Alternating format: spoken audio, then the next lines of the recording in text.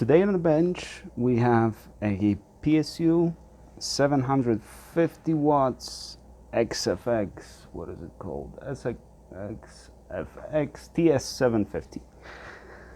As you can see, it's already working. I got it connected to some load, about 30-40 watts. Not a huge load, but I'm gonna keep it for a few more hours. You'll see the entire process in a second. I kind of did it in reverse this time. Fixed it first and then I'm recording an intro. So let's see what I did. Okay, now let's see. You probably can't read anything on this, and I can barely read it. I guess they're just using, I don't know, what kind of printer can this be? Looks like laser, but with like completely worn fuser and probably drum as well. But this is definitely from the fuser, and definitely there's not enough toner. So yeah, this is laser printed on very thin paper. And now, please excuse our informal packaging. We strive for a responsible environment footprint. Minus the tape, most of our packaging is recycled. We greatly appreciate your business and hope you enjoy this, I assume, purchase. Please visit our eBay store. Well, if you can read the eBay store, definitely go visit it. Now, this came as untested. So, you know, another word for I tested it, it's broken, but I'm gonna sell it as untested. Because maybe I can get a few more bucks for it.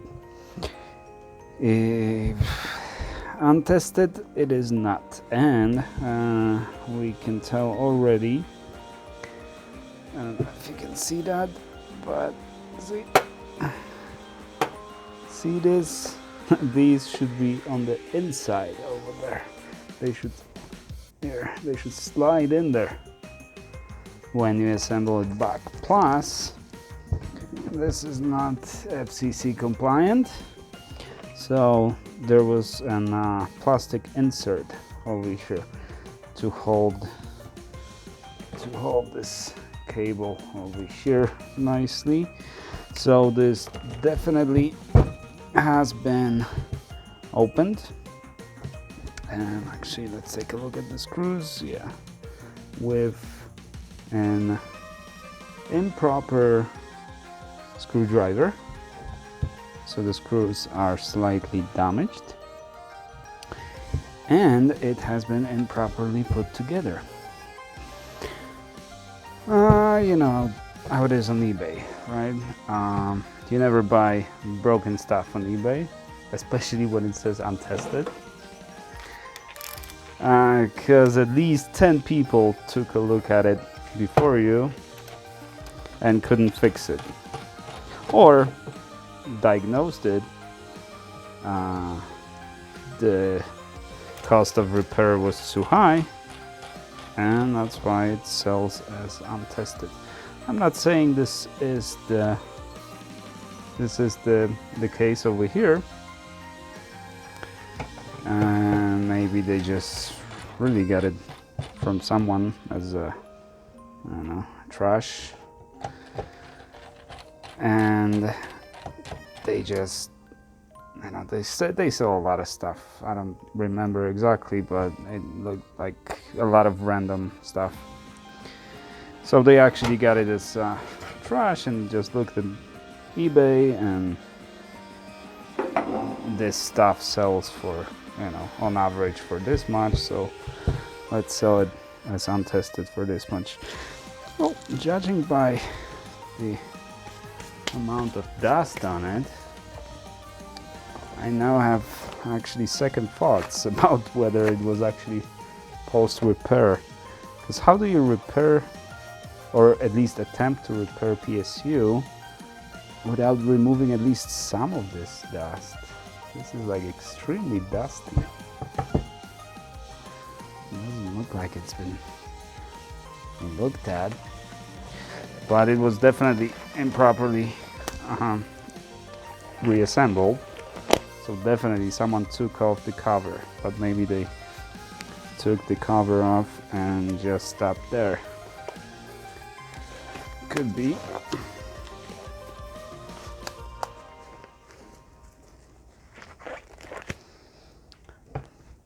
All right.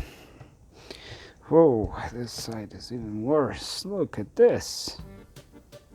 Oh my God.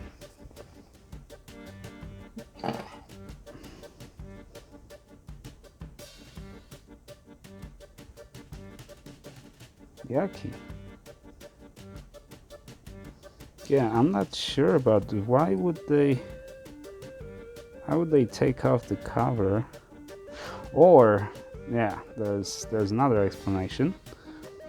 It has been repaired, then it wasn't properly put together, and then it worked for years, and then it broke again. That could be one explanation. But it really looks like it's been sitting around, or actually working, for a long time before it broke.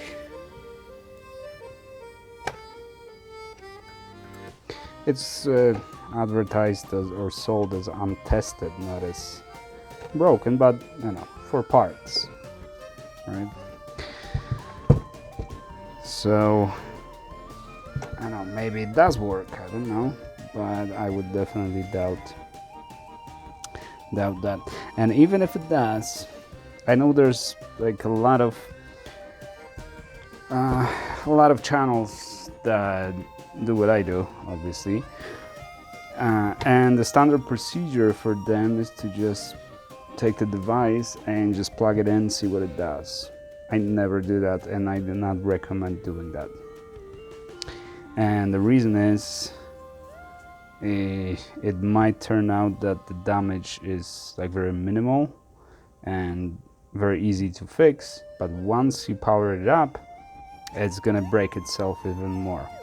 That's usually for liquid damage, but you know, I don't know if it's not gonna blow fuse, you know, the fuses in my apartment, and basically I have no idea what it's gonna do. So first I want to see the board. I want to do some basic measurements, at least check for shorts, and do a visual inspection before I actually put some power or apply some voltage to it.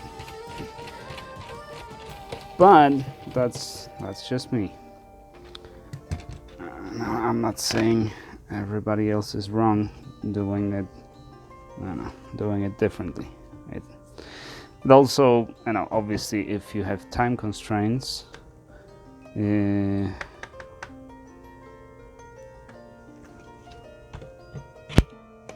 on, why is this foil here?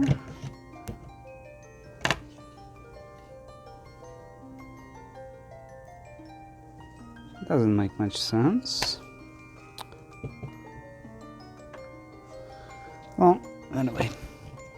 Alright, I see some polymer capacitors. So this must be pretty high frequency circuit. This one over there. These are two polymer capacitors.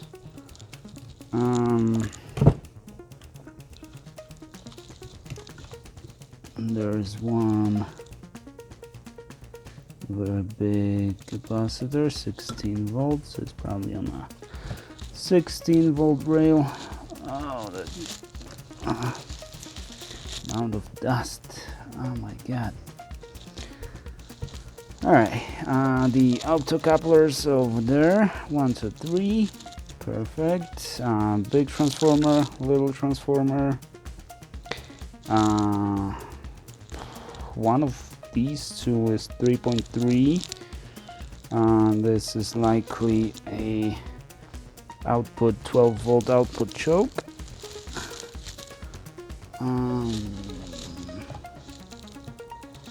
Yeah, everything's so packed up here.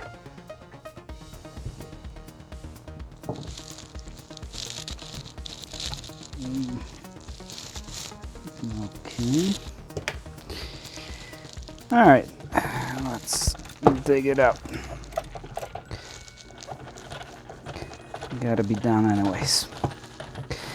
Well, anyways, what I was saying is that this is my method. It takes a lot longer, so if you just do it professionally, then you probably just hook it up first, see what it does, and then go from there. Maybe it works enough, well enough, and it is. But since I'm not doing this professionally, I'm gonna take the a little more difficult route and first dig it out, do some basic measurements, see the circuit. Although it's so far it looks extremely typical, so that shouldn't be a problem. I didn't see the control chip. Oh, it's right over there on that little board over here. Oh, and there's another one over there. Interesting. Dip packaging. That's why they're on the separate boards, I guess. They can fit in SMD, or the process didn't allow it, whatever the case might be. Alright, so this is in my way, and I don't know how to dig it out. Let's get some more of this, and actually let's just remove it from the desk already.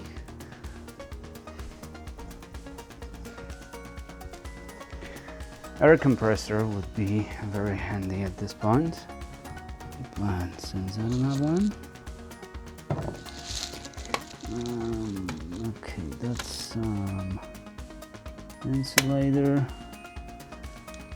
connected to this, and there's no screws underneath, or they just expect you to stick your screwdriver through here. But even if that be the case, this is still connected somehow, attached to this. I hope it's not glued in. Or maybe if we just remove these. Oh, this has definitely been removed over here. Yeah, it doesn't come from factory like this. Yeah, there's been some work done on this.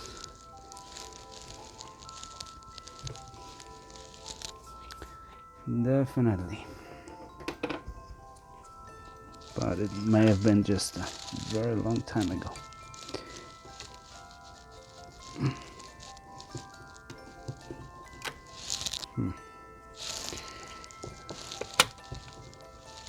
Maybe let's first get rid of this.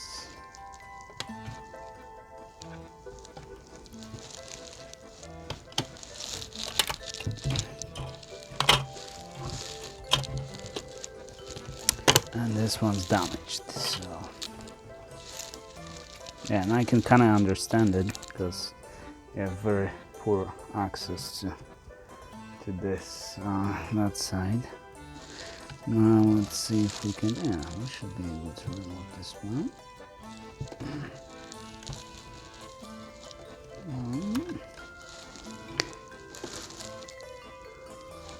Yeah, not easily though.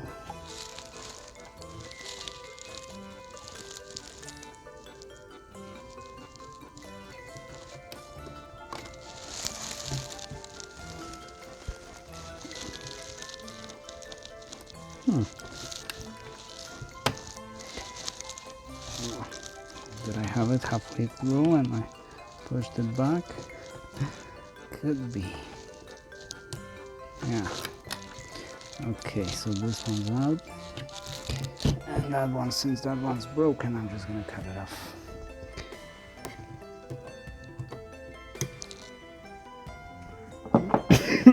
Excuse-moi. Oh, and it's soldered here. All right. Let's grab a nice. I should have a chisel there. Yeah, a chisel there. Let's put some flux on it.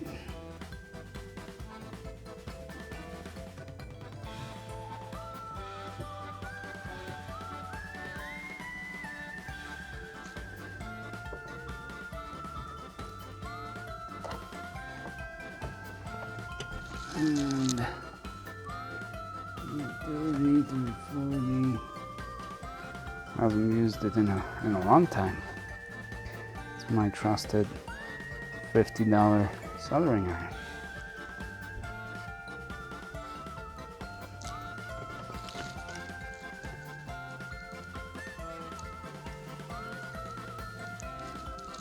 Ooh. Come on. There we go.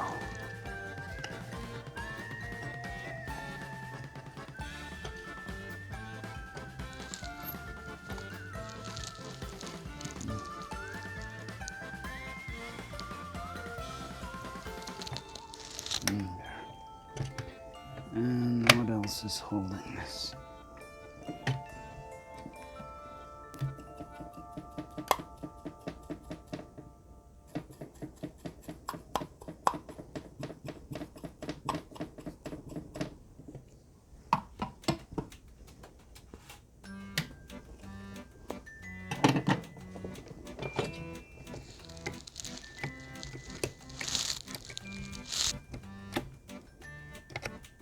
Okay, I think now it's just being held by the shape of it.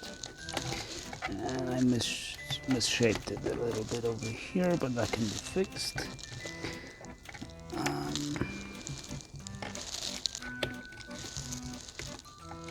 Because there's a capacitor in the way over there.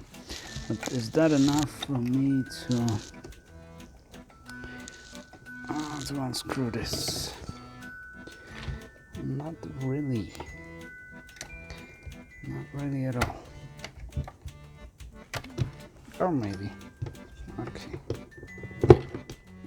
I'm just gonna. Okay.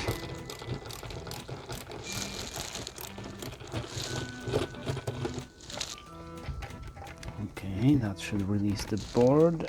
There's one with screw somewhere.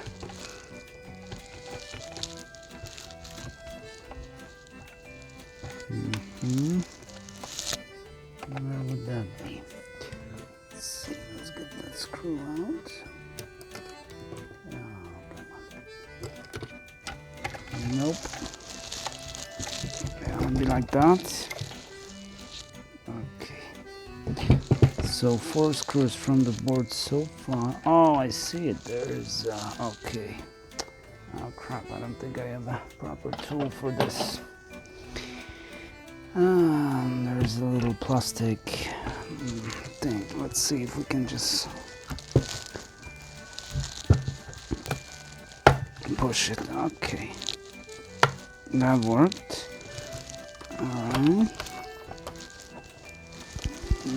This, there must be another one somewhere.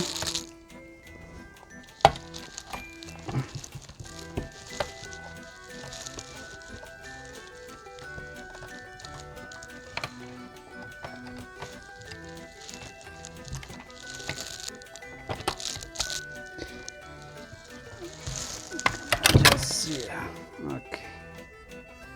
That's gonna be pain. That's gonna be a pain to put it back, but no. Okay, what else is holding you here? No, that's not it. That's not it.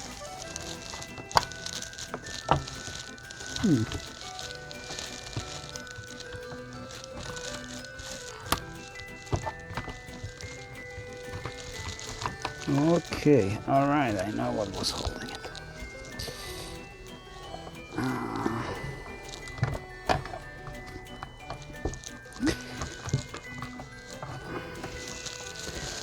Oh, and there's one more over here.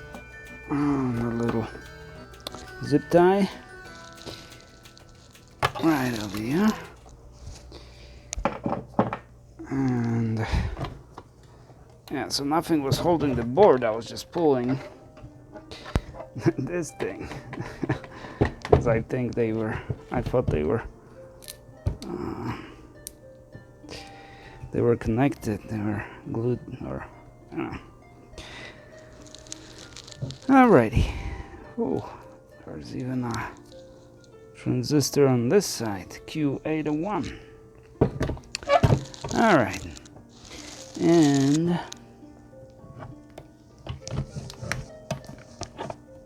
the filter is on that side. Let's just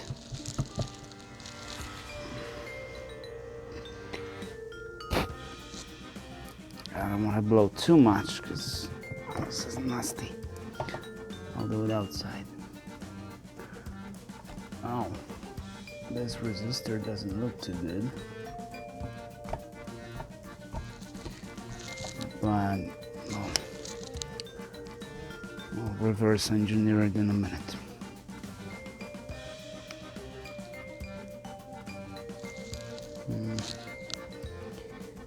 What to do? And those can only go that side. So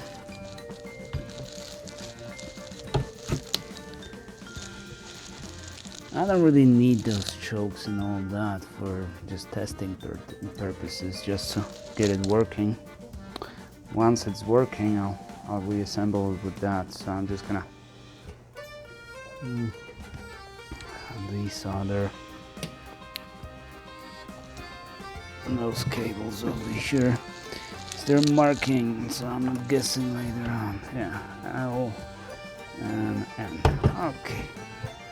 There's markings, so.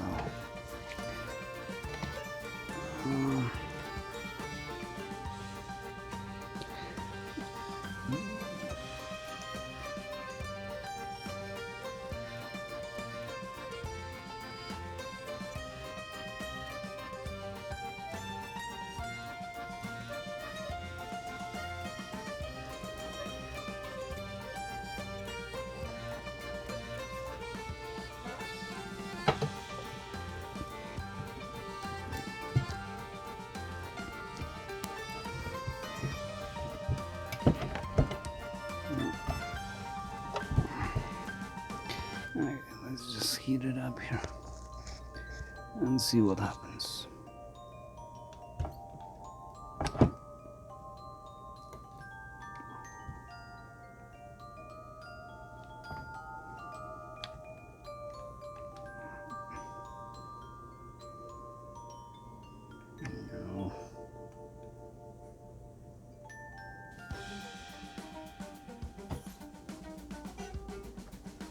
Requires some temperature.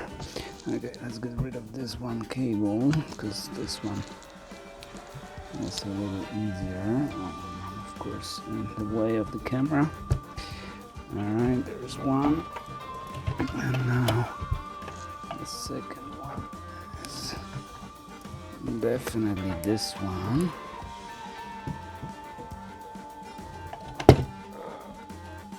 Like that. Okay. And this one is consuming a lot of heat for some reason.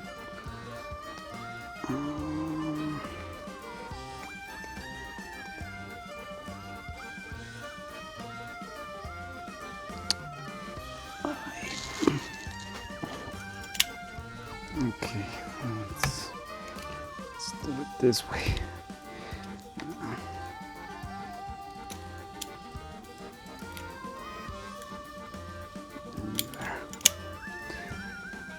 Okay, that'll make it easier because that was for microelectronics, not for these big wires there. Oh, and that's the maximum temperature of this soldering iron. Okay, trick number 2. Put some leaded solder on it.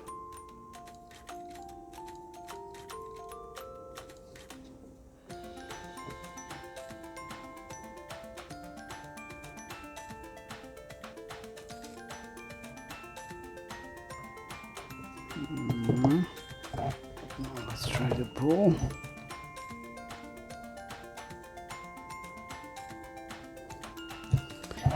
Am I doing the wrong thing? No, the first one over here, that's the wire.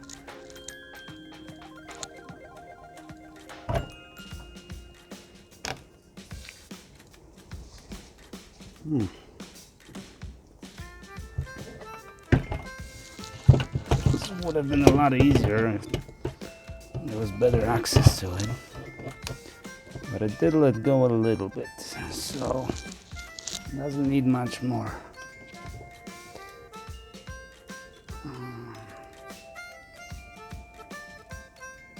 Yeah, there. Oh, that was a tough one. And we're just getting started. Okay.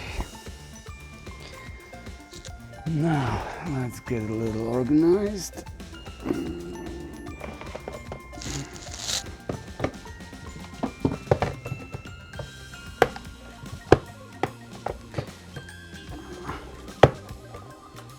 Let's put the screws over here. Well, they're not gonna get missing. This is not gonna be needed, but oh, and it's on the plug. All right, that makes it so much easier.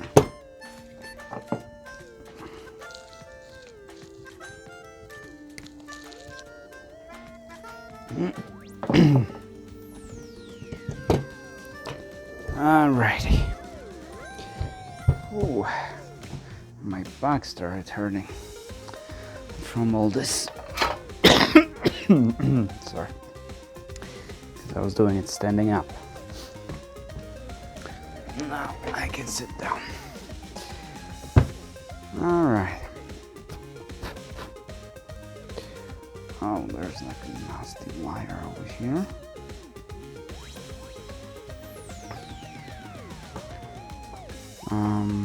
It might look like some custom job, but yeah, I've seen a lot of stuff like that in the factory PSUs. Oh, and I broke the glove. Well, what are you gonna do?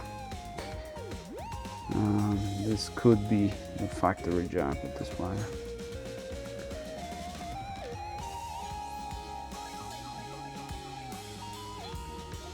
All right, so now, actually maybe let's use this one.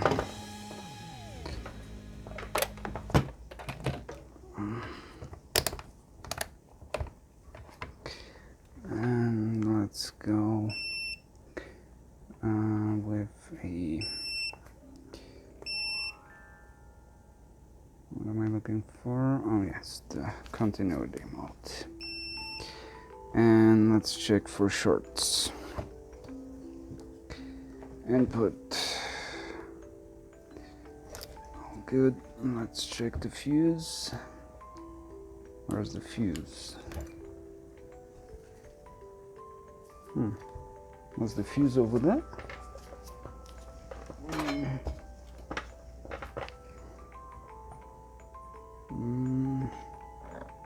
No, I don't see the fuse here.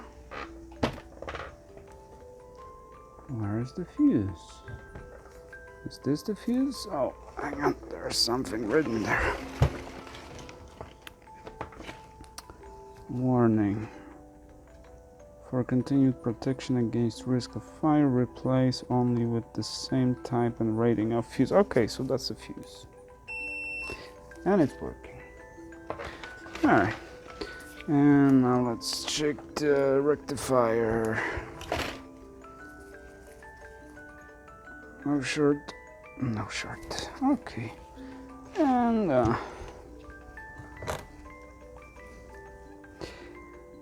And this would probably be 12 volts. No, this is ground. Oh, that's not good. Unless this is also ground. No, this says 12 volts.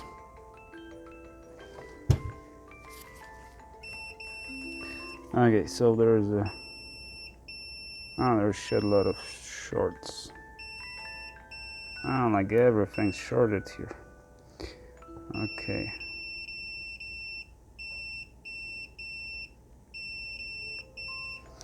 Okay, so that's bad news. Actually, on one hand, it's great news because shorts are pretty much the easiest faults.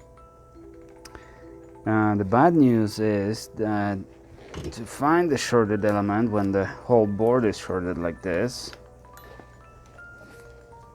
we need to disassemble a lot of that stuff.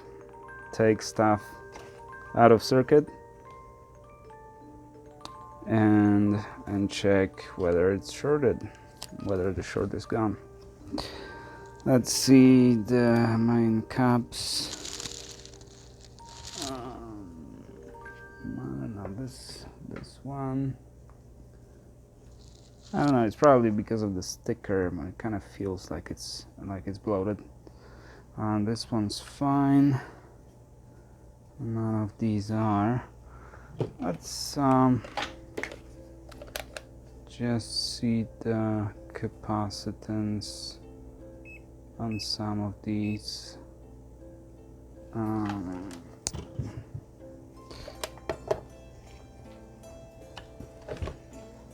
Just out of curiosity.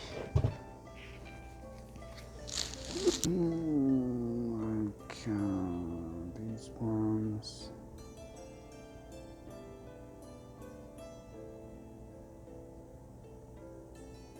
Open line. And this one's not in parallel.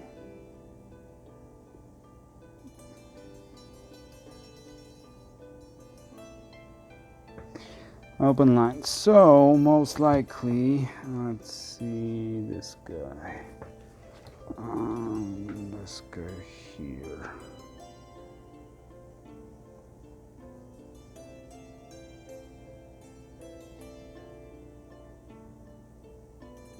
Okay, this one's good. 1600 microfarads. Is it? Oh, it's 1000, but it's probably in parallel with perhaps this guy. No, this one's different.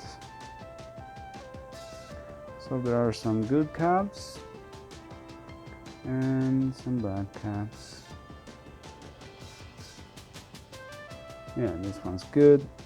So these go to the ground. And what is this? Can't really tell, but maybe that's 12 volt rail.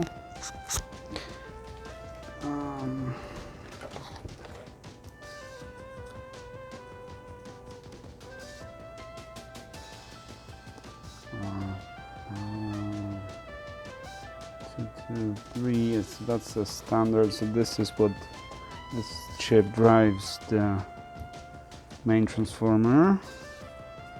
And I don't know what this one is, but it looks like it's getting feedback from optocouplers on the opto isolators. So this must be, I don't know, maybe there's two control circuits. Let's see the transistors, and maybe it's just the diode on the 12 volt rail, but either way, to get to the diodes, I can't really see anything. It's so packed up. Yeah, this will be quite an endeavor. Quite an endeavor to to get these. Let's see, this looks like it's it. No, it's not. This side. 1, 2, 3. Okay, that's on the output of the main transformer. So that will be the 12 volts. One of these will be 12 volts diodes.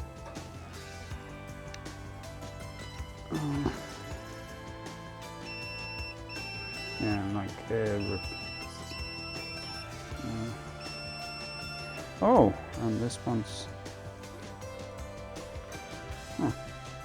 oh, it probably has, okay, it probably has the ground or whatever it is on the packaging, so it's connected via this here, but everything's shorted here. Not on this side though, so probably 12 volt rail is working, just not or what did I say, 12 volt, 5 volts. 5 volts, maybe 3.3. Probably it keeps generating the signal on the main transformer. But it's just shorted just outside here. And most likely that's a diode pack. So the diagnosis was very easy. Which is usually something that takes the longest. But now the execution, the actual repair, will take a while.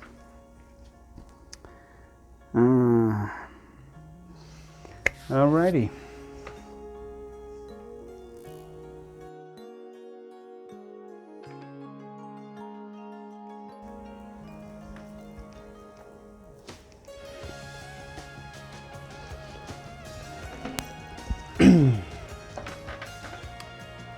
Alrighty, so the diodes are out. We have five diode packs. As soon as I removed it, and I didn't record the footage of removing it because it was just really boring. The video would have been really long. I actually desoldered way more than I had to remove this, but I didn't know which legs were actually responsible for this, and it was this way. So only these 3 plus the diodes. As soon as I removed it, the short was gone, so I figured one of those diodes was damaged. But I tested all 5, and all 5 it tested okay. So what's the problem?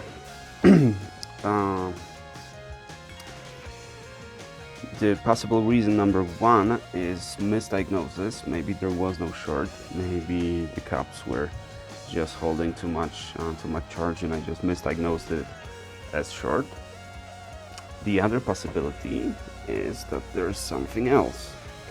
And take a look at this.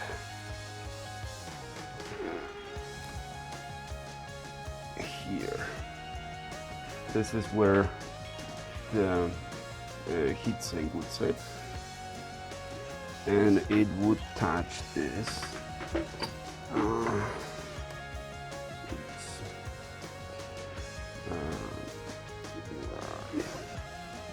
It would touch this.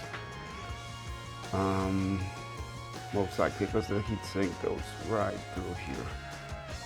This is where it's going. So likely it was just touching this, and this is one of the inputs of the diodes. This is the output of the diode, and the output is on the heatsink. So this was effectively shorting input with output. So that would definitely test as a wire. So this is very unusual. I have no idea how this could have happened, because it didn't seem like this was desoldered before. On the other hand, it's kind of hard to tell. Um, but yeah, looks like I just need to put some mask on it.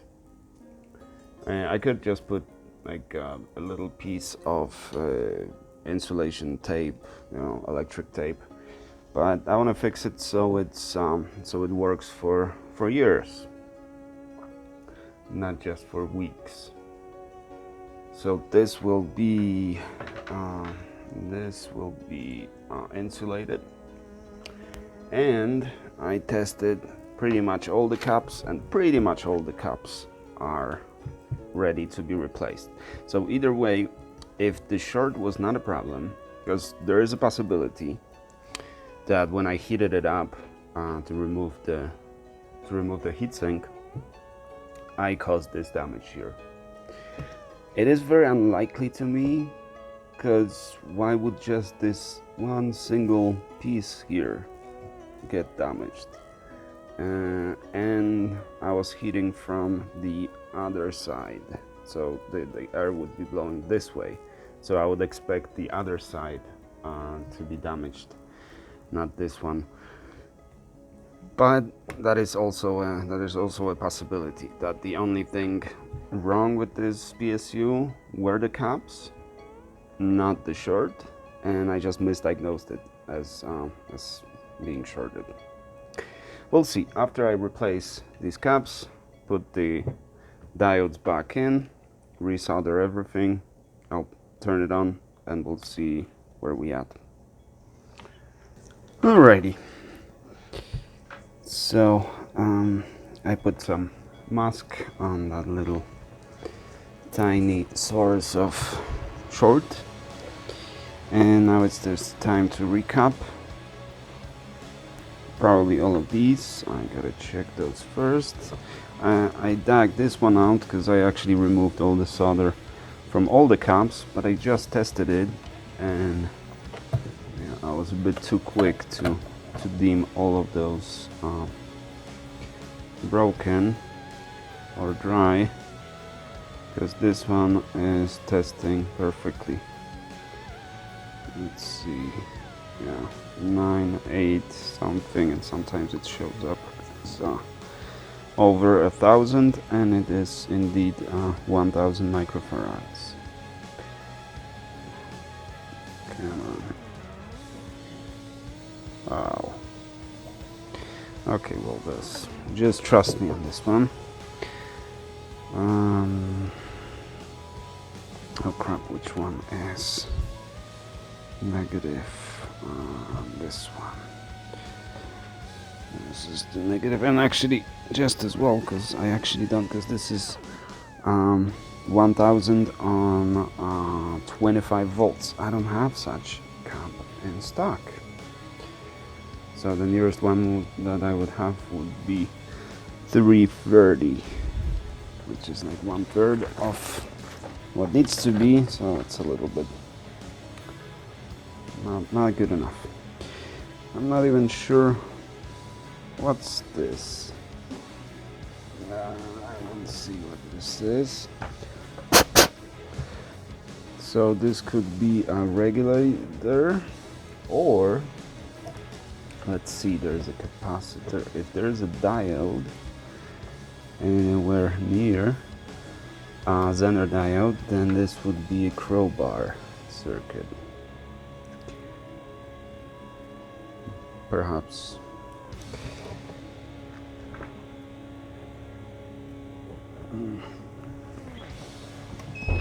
Let's get this one soldered on. And I have a little bit of braid here. What am I setting here? 3. Alrighty.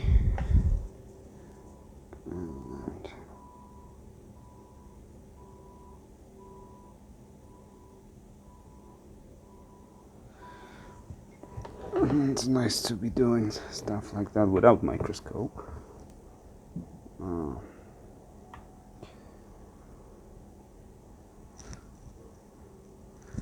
There. and one over here. Come on, heat up, heat up.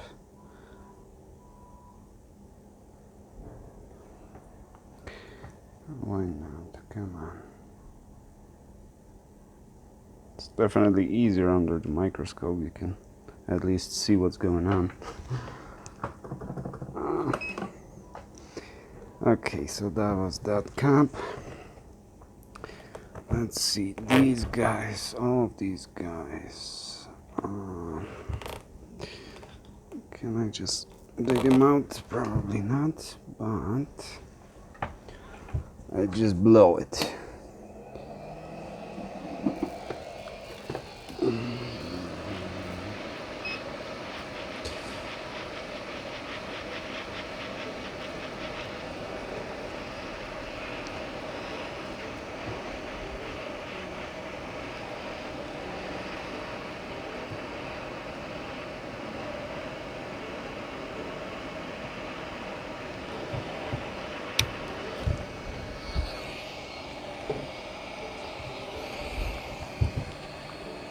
Okay.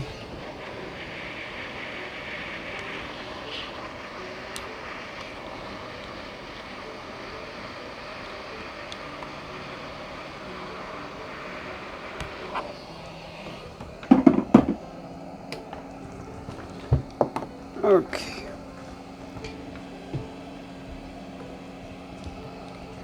And let's see. These I believe I already tested, and they were testing open line. Let's see.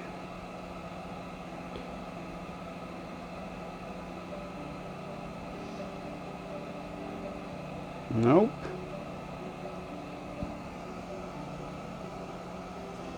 This one's rather okay.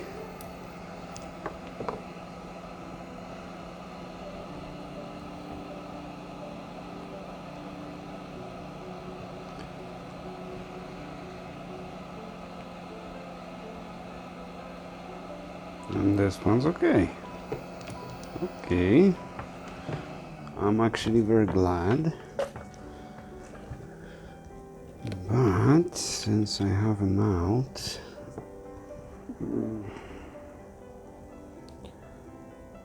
okay, negatives there.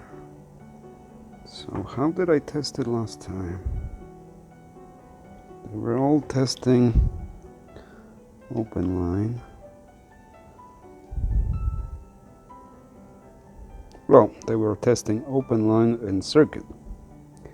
That definitely could be the issue.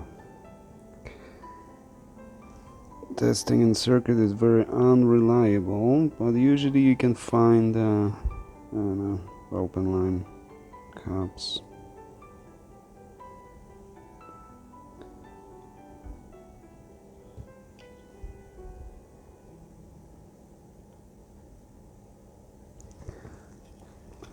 Did it come out?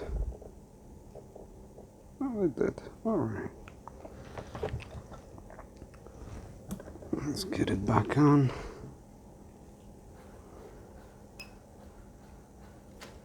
It's very unusual on PSUs for those cups to not be, for those cups to test like perfectly, like these two, because that's usually what breaks cups.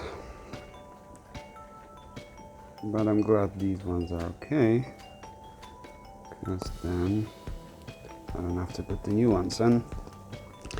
New ones are, well, anywhere from 30 cents to $2 even.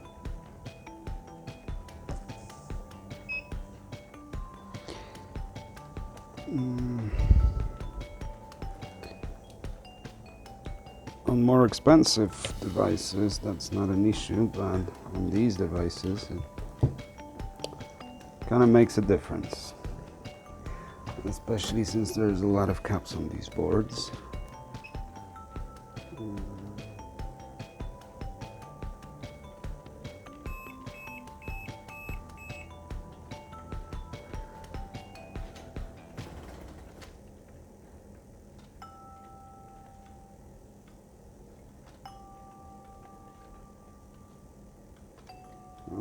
check those solderings under the microscope later. For now, let's just make sure all the caps are good. So let's see this guy over here. Oh, let's hope this one's not broken, because it's very tight squeeze over here. So this is positive, this is negative.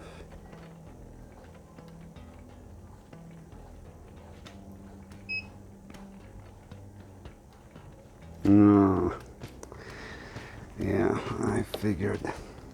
So this one is in a very awkward position here. Oh.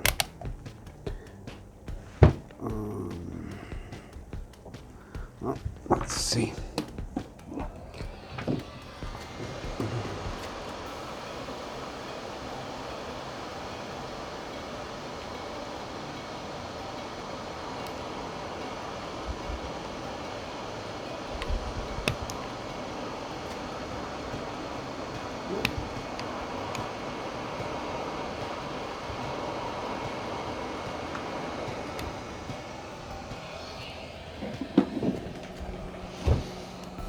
Get out of there.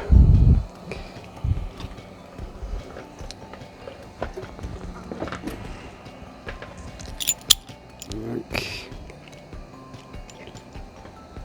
And there, with pliers. But since it's broken, I don't care. Okay.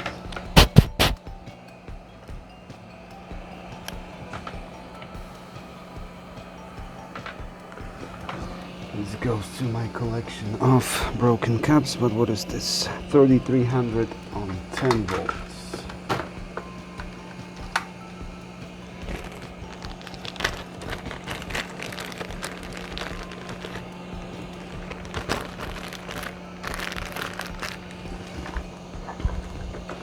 So this was probably on the 5 volts. Yeah, it's right next to the red wires here. Yep. So that was a 5 volt smoothing cap. So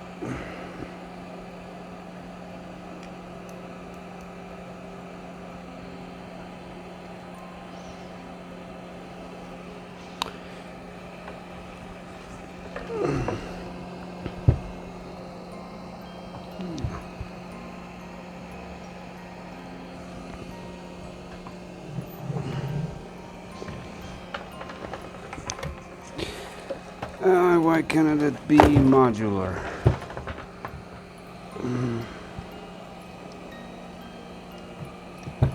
Would be so much easier.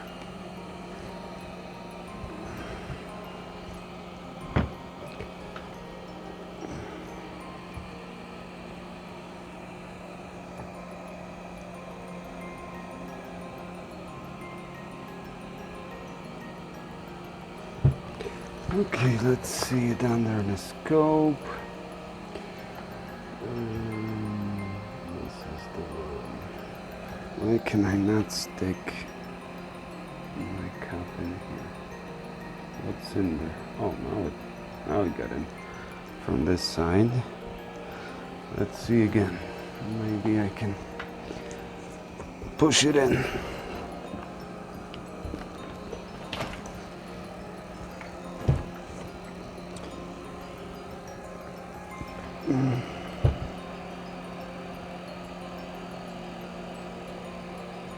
Oh yeah, now it came on. All right, we got it. Now just to push it all the way. Okay. Beautiful. Okay, that's enough of these. And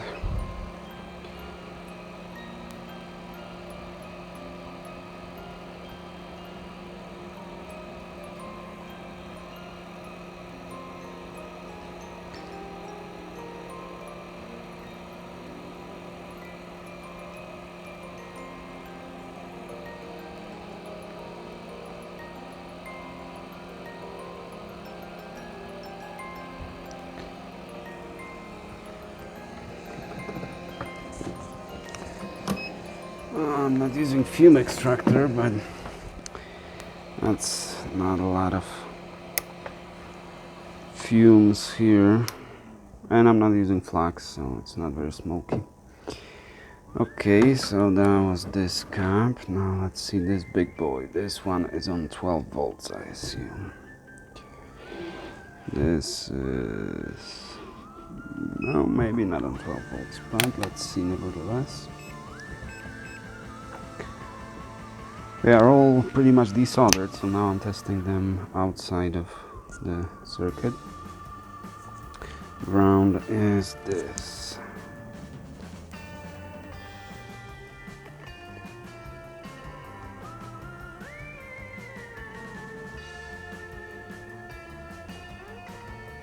Okay, this one's open line.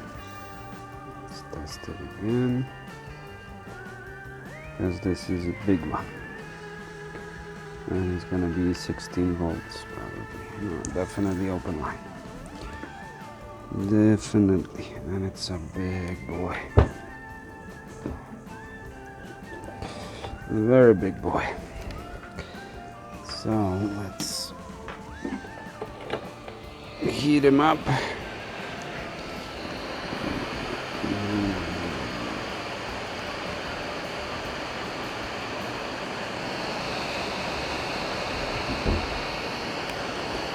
Heat up, and get out of there. Okay. If they weren't glued in, that would be a lot easier, but there's plenty of glue on all of these. So not only you have to desolder it, but also pull on it pretty well. 3300 at 16 volts. Well, let's see this guy. 33 at 10. 22 at 16 will be enough. If I can actually get it in there.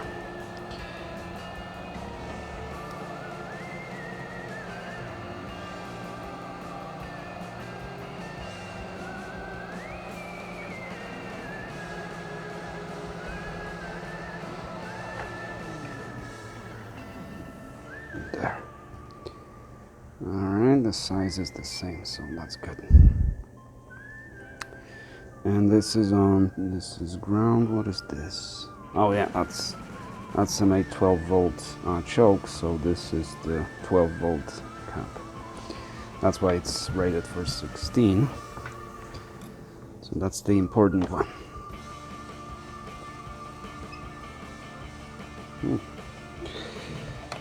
Okay. One over here.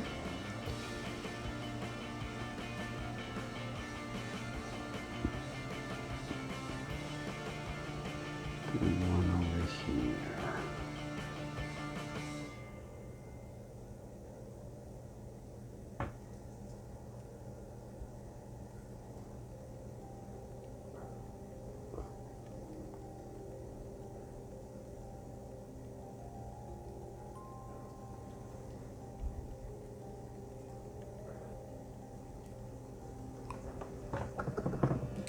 That should do it. So there.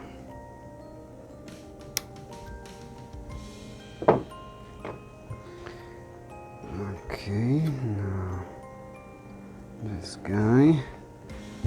This one is, this one's on, I think, 3.3 or, it's not a very important one, but I'll check it nevertheless.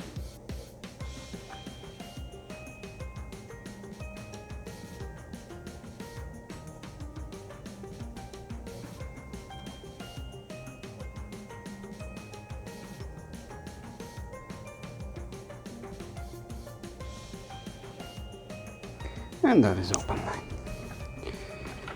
Very good.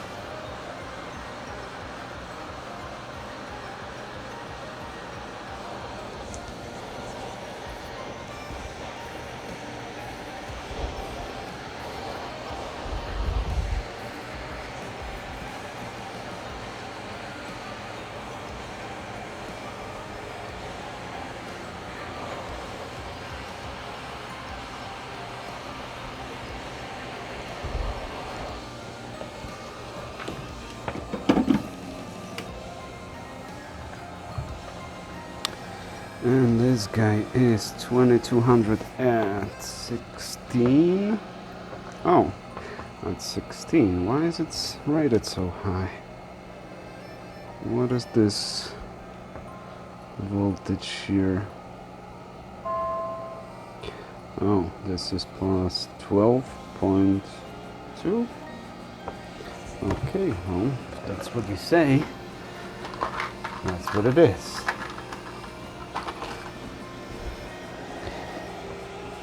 Brand new cup.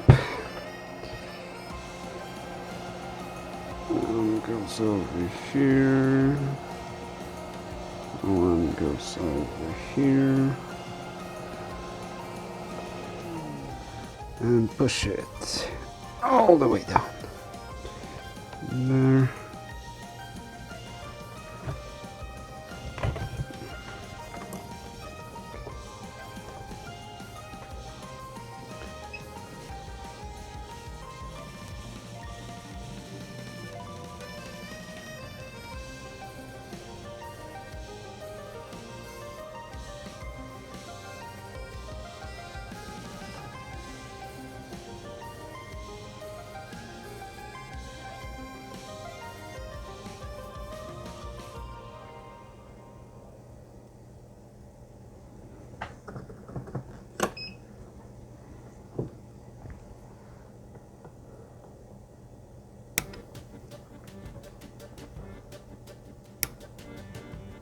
I cut it a bit too short here. Well, I'll see. Shouldn't be too bad. Okay, what about this one? This one's 33 at 10. So that's on the 5-volt rail, I assume.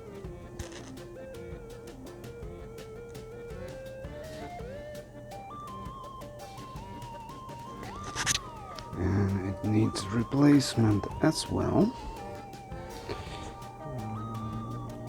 Oh, this one got out, but not this.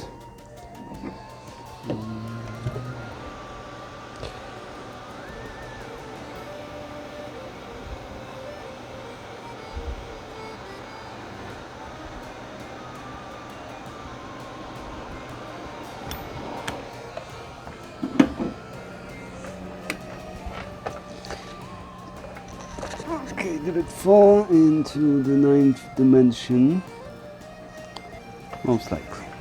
So, okay, let's get rid of these ones. And what did I say? 3310. So this one.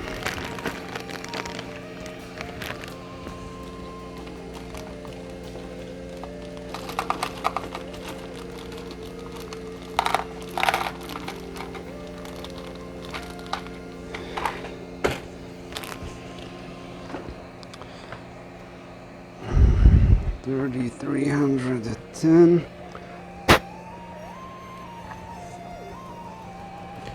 And negative goes there.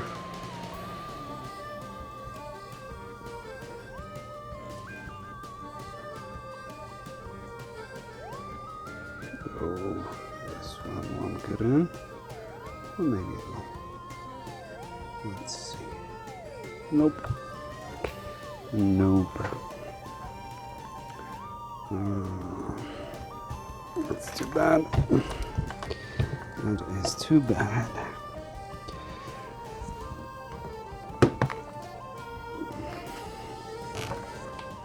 Finally found my little tiny scissors for cutting wick.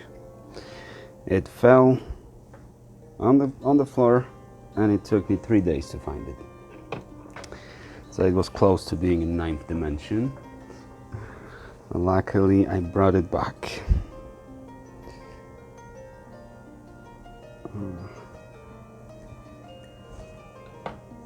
There you go. And some wick. Let's see if we can maneuver under those wires, because I don't want to burn any wires.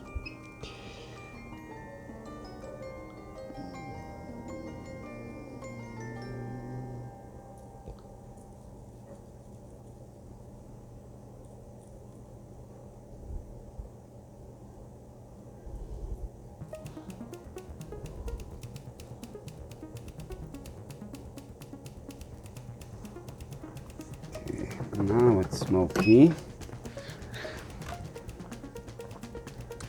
and let's see if now it's gonna get in. Already bent the one leg, but just do this. Okay, and a Z negative here and a Z positive here.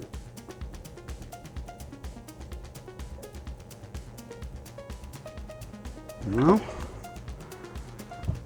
Still no? Okay, now we got it.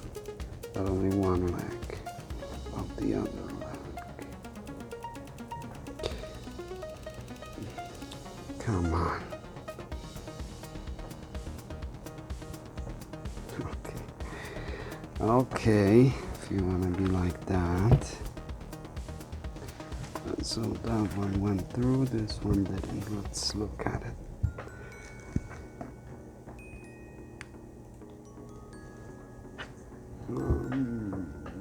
This guy here. Yeah, there's a little bit of... Actually, none of those look good. But this one worked. No, this one. Yeah, I got through this one, but not this one. Okay.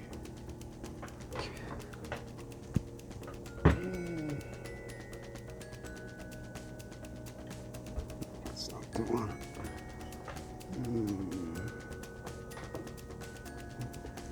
This one over here.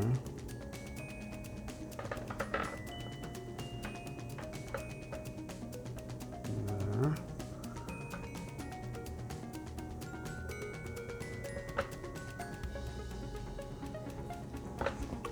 Let's get RMA flux.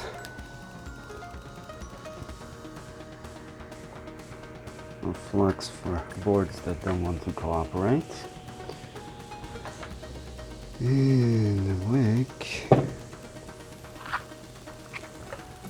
And let's see if this is gonna help. If not, we need to blow some hot air on it.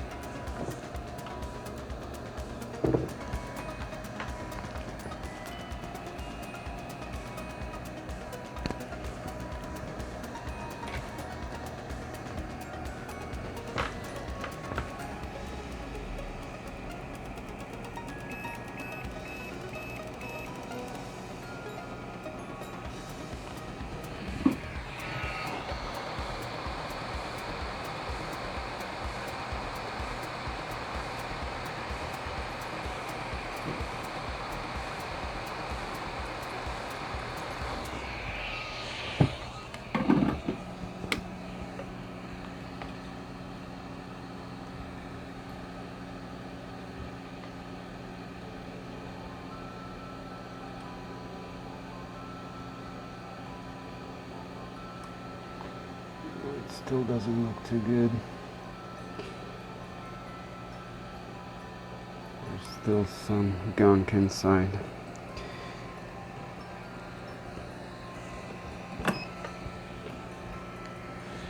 Ay, ay, ay, ay, ay.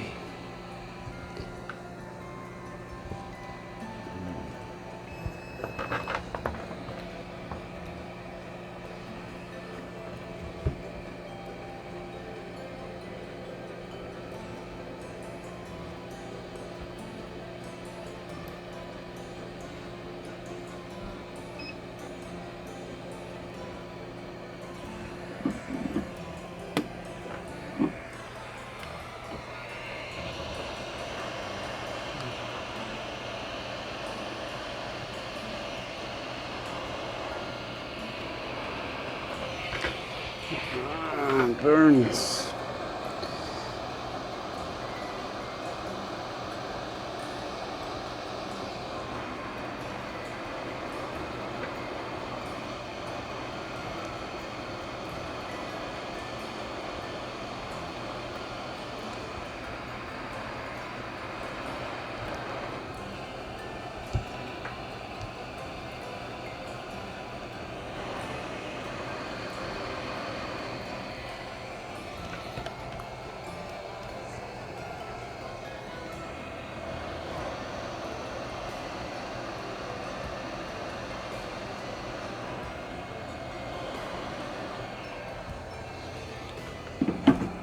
Okay, that was painful, but what are you gonna do?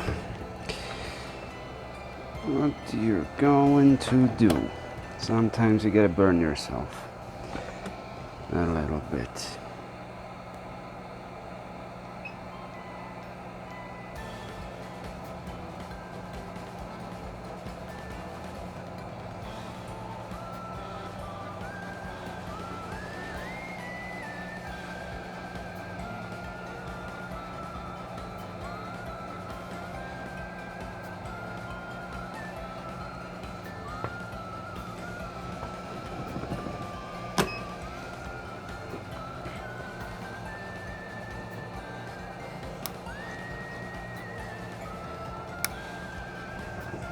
Okay, that is it. And what is this one? 10 and 1000.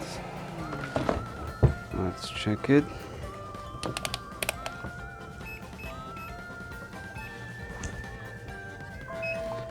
Negative goes here, and this one appears to be just for this chip over here, so that might be a rather important one.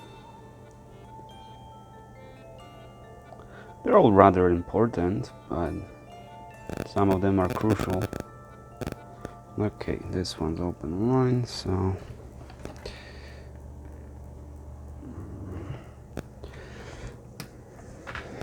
it needs to get out.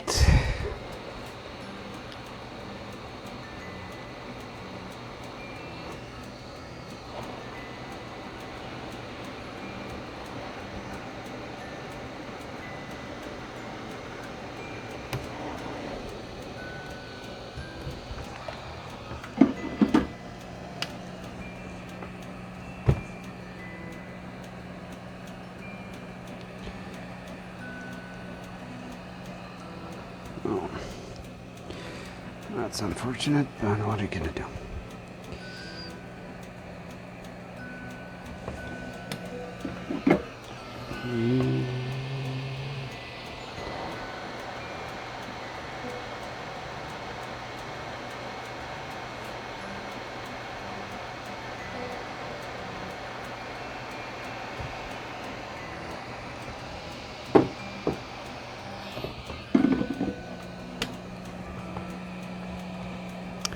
And what did I say it was? 1000 at 10. 1000, I got 1000 at 16, which is fine. 1000 at 16, low ESR. Yeah, because I don't have 1000 at 10.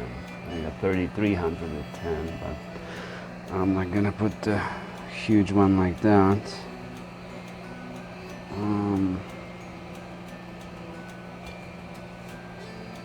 And this is also 105. Was this 105? Yes. They're all low ESR.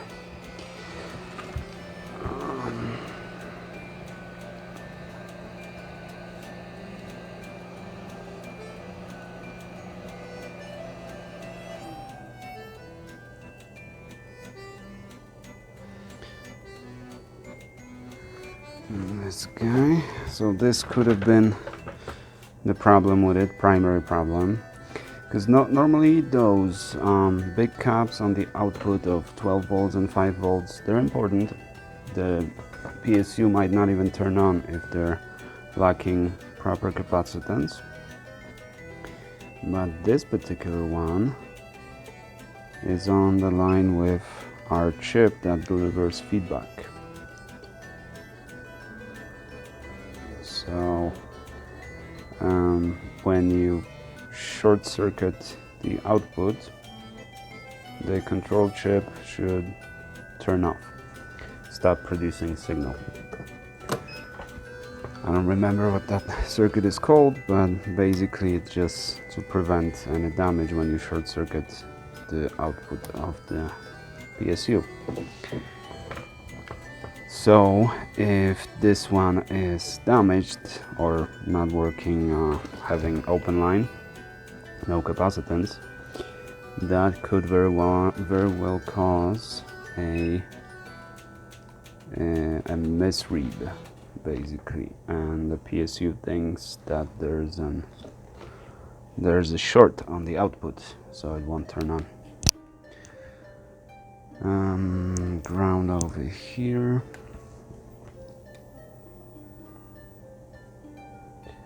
And a cap. Come on, be working, because it's... Nah. Okay, it's in a really difficult position. It's like in between all those wires here. See it over there? Right in there. Right in between all these wires.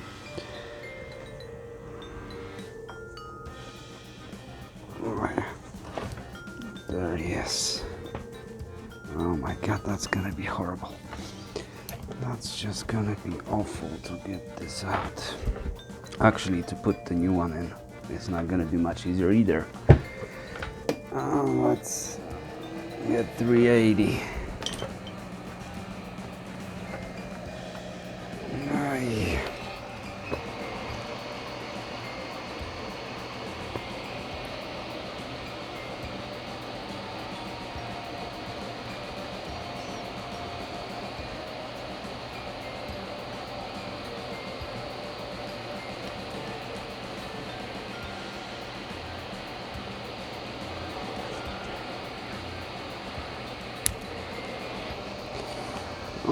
It actually went better than I thought.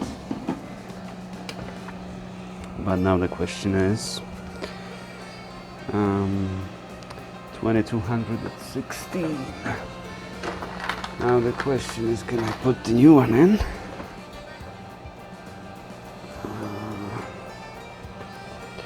And it's a little wider even, so that's gonna be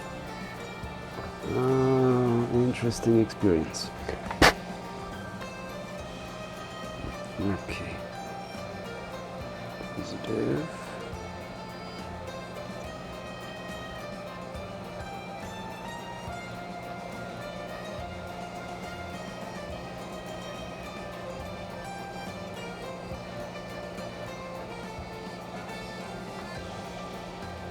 Okay. Now, all right. Look at that, it worked. It was actually easier than the one that I had much better access to, ironically. Whew. Okay. I see we have what, like one more cap to check.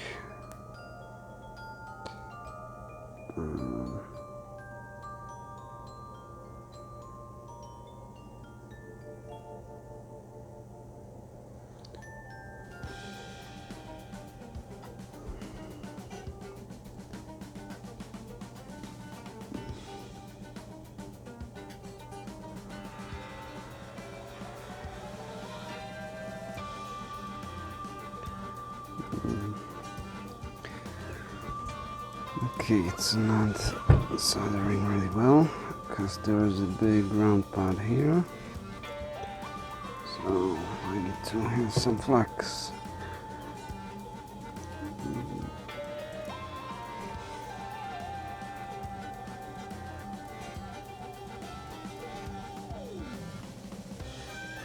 Okay, that'll do.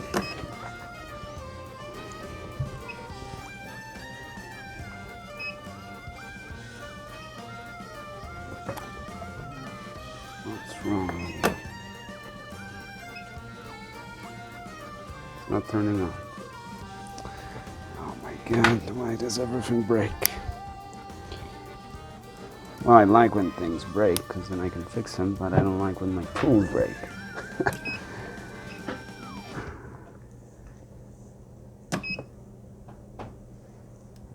Yeah, now it turned off. Weird. Probably the sensor over there.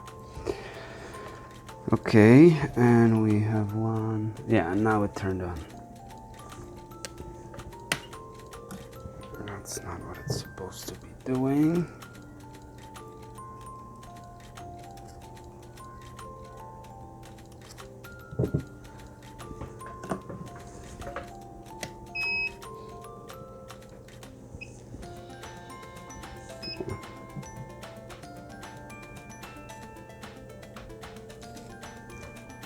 Okay. Now it turned off. Oh no, maybe I need to buy another handle. That sucks. Okay, one last cup. It was this one.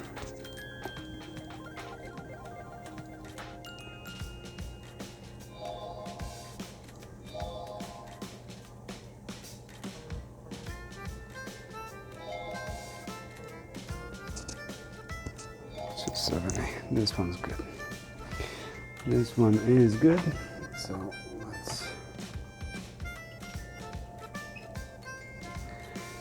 let's put it back in. This one was a little one.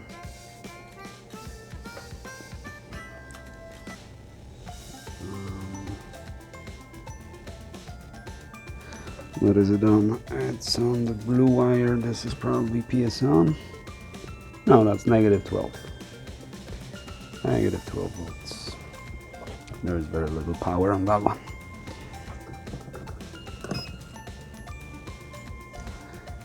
Okay, so the PSU is recapped. I didn't count how many caps I replaced, but I would estimate around $5 worth.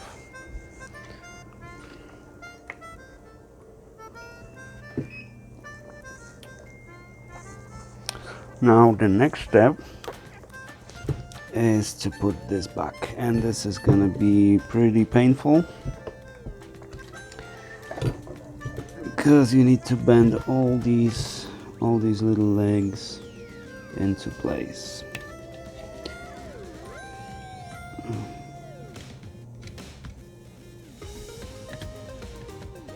Yeah, something like this.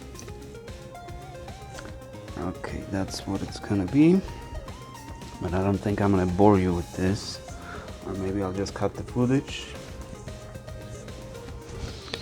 because this is gonna be boring to get these in place. I don't know, I might need to use microscope to see them, or maybe do it from this side. Yeah, this is gonna be painful, especially since there's like very little access here. But it's still easier than taking them individually and then just screwing them on. It's even worse. When they assemble it, they put these first, or these first, and then these, and nothing's in the way. So these cables come in last. And I'm doing it the other way, so Actually, let me put the thermistor on it first.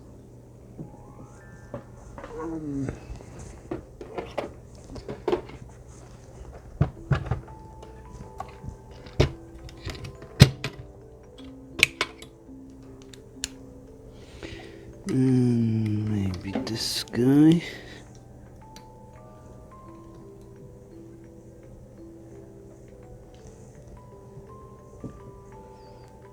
Because this will be easier now than do it later. And it's relatively important, so it turns off when it's too hot. I once had the PSU for repair that had the transistor shorted, and after I replaced the transistor, I was just kind of trying to figure out why did that transistor fail,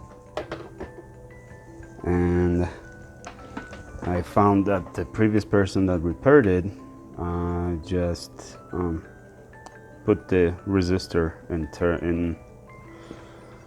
the circuit with the temperature sensing circuit, because it was faulty, I guess. So then there was no thermal shutdown or shut off when the temperature gets too high, and that fried a transistor, because it was supposed to shut off, but it didn't.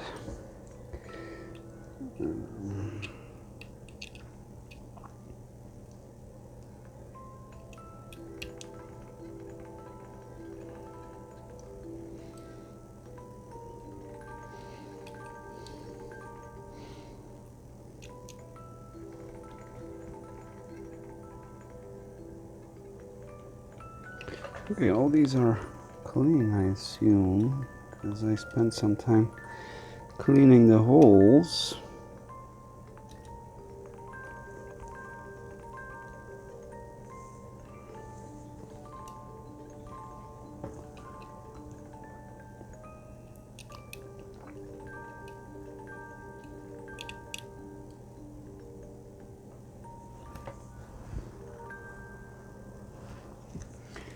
Yeah, so that will be a pain. I'm not sure I want you guys to witness this pain. And like everything's in the way, every possible thing.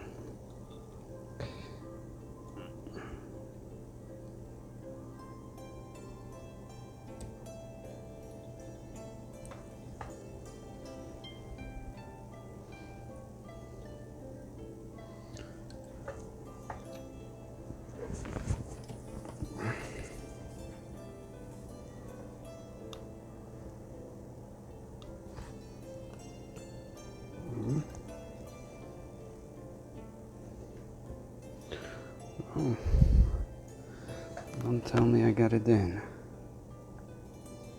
Yeah, for the most part. Not this one though. Oh, yeah. Okay. Damn. That was easy. A lot easier than I thought it would be.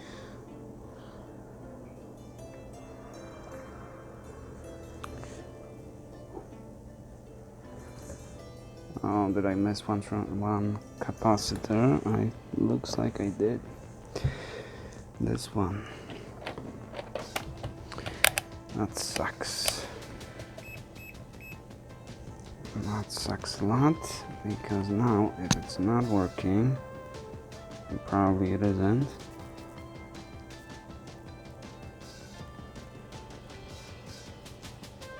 crap. Okay, well, but since I managed to get this in, I'm gonna solder it in place, at least so it doesn't fall out.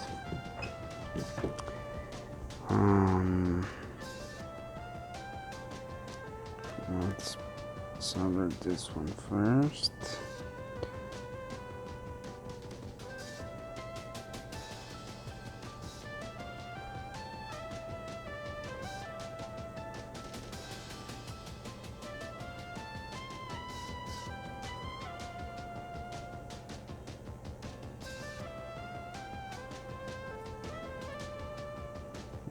Okay, and maybe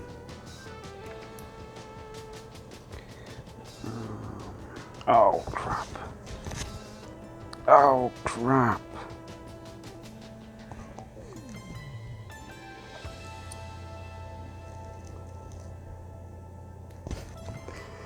That is so unfortunate. Okay, one of the legs bent.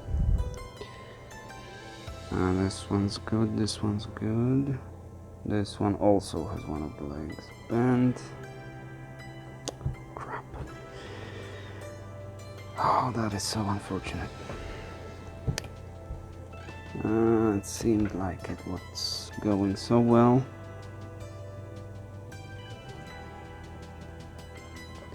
And it did such a thing. Damn.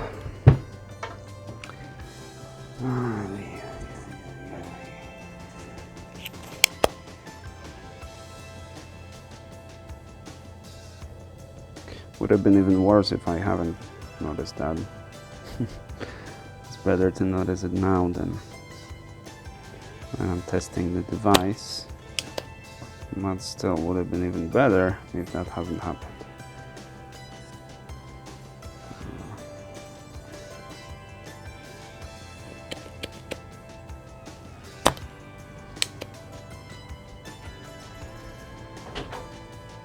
Oh, pretty windy today.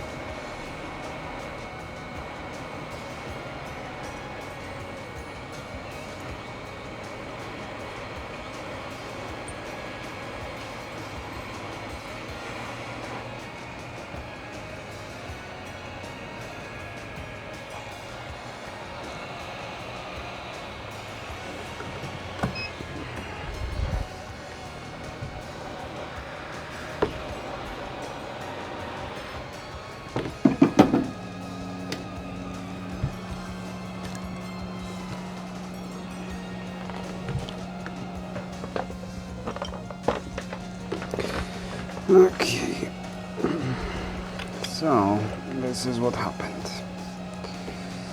Two of these got bent, which is actually not the worst, what do you call it, worst statistic. Only 2 out of 36.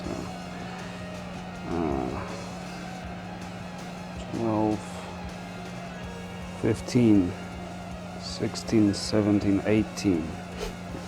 So not a bad score, but we need 100%.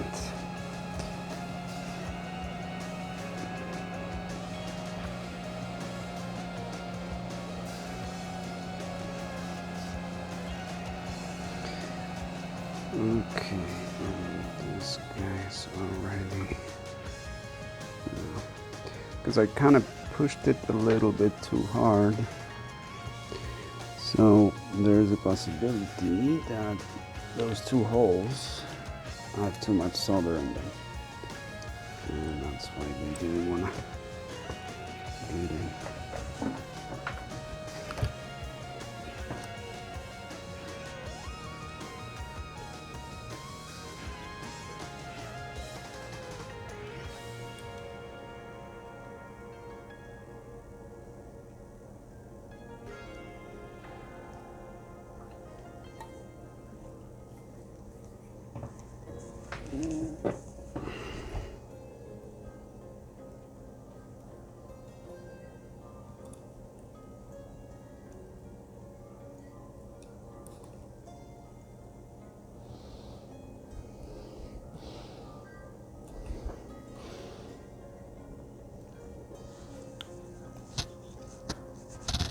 Now it's sitting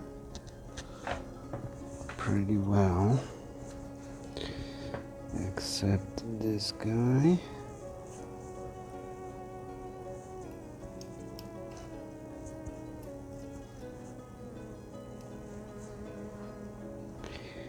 And this one.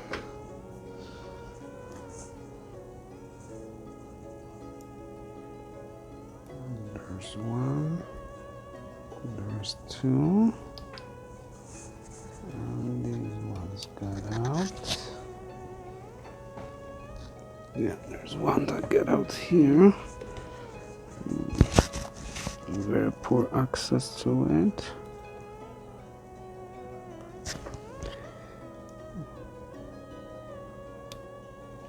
There.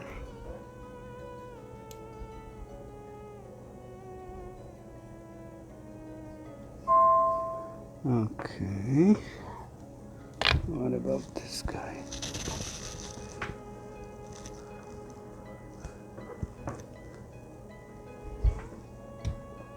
Okay, now let's see.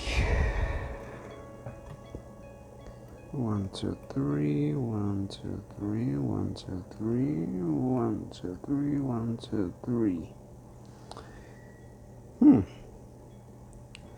Looks like we did it.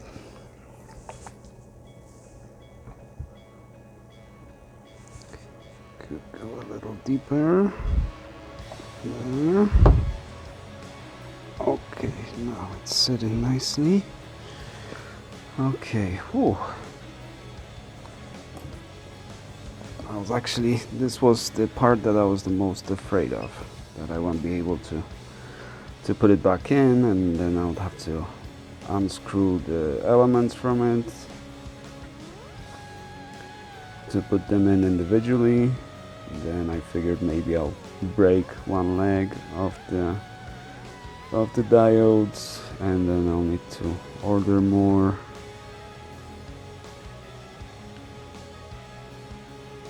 Which would prolong this repair even more. Now I've been waiting for caps a few days too, and I have like 5 more in queue, so I don't want to spend too much time on one.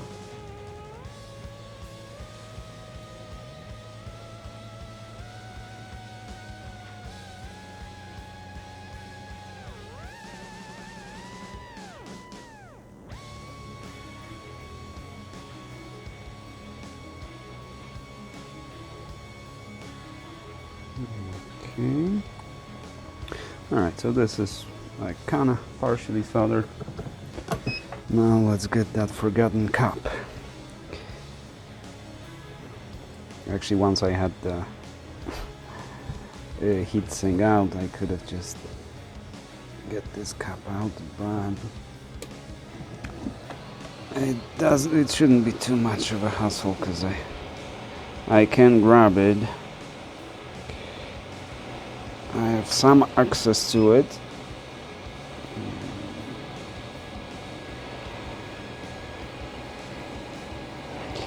Not great. Too much glue on it. Let's do this.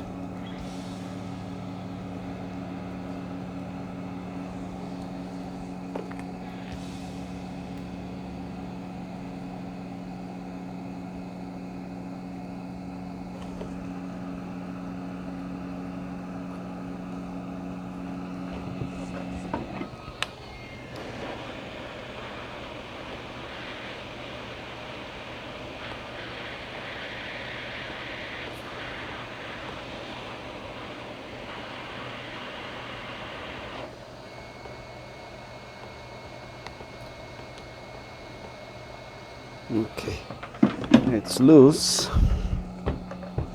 loosey-goosey. Now,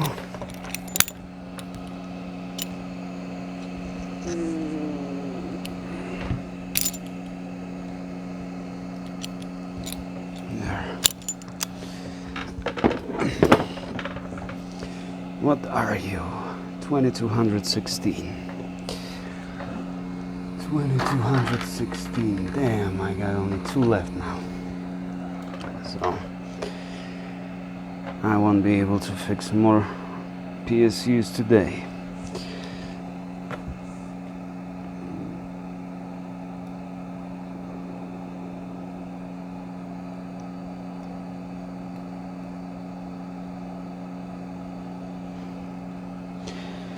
But that's the last cup.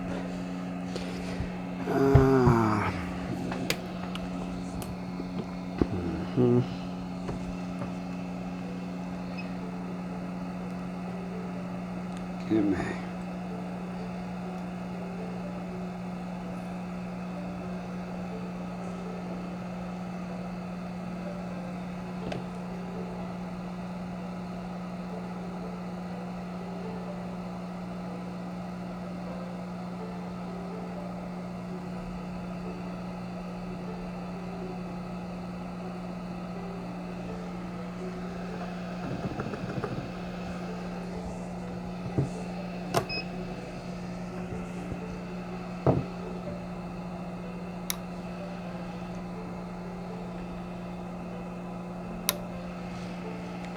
There. And now let's see under the scope what we can see.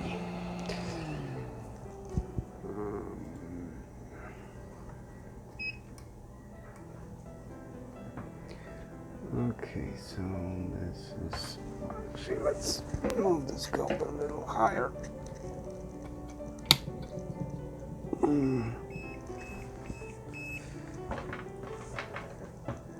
Okay, that's easier. So this is one of the diodes.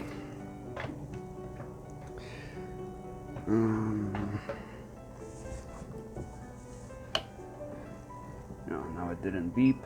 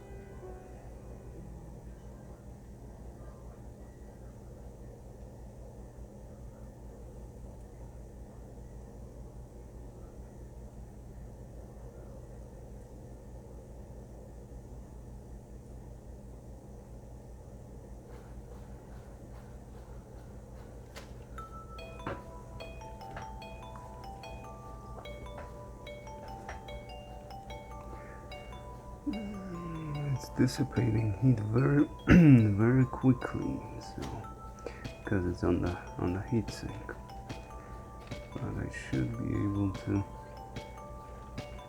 get it done without hot air.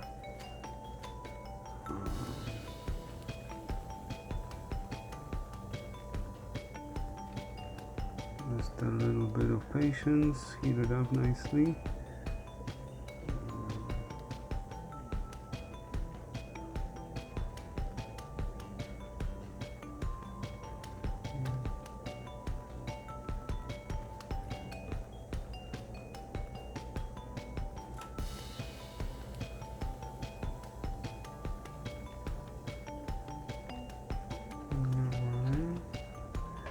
Good enough.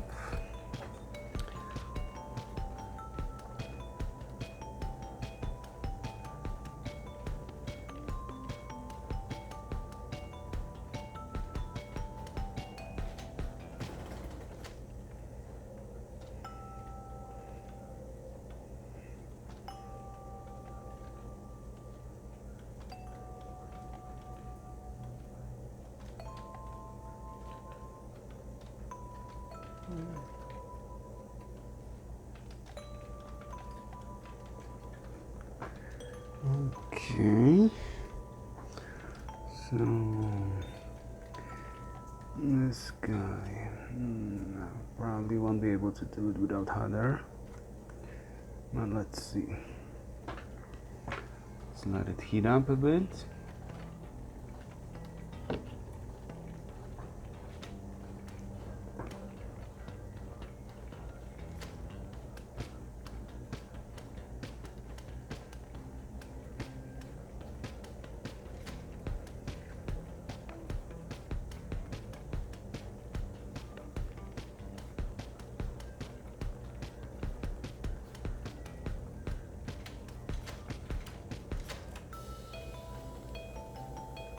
Don't make too much.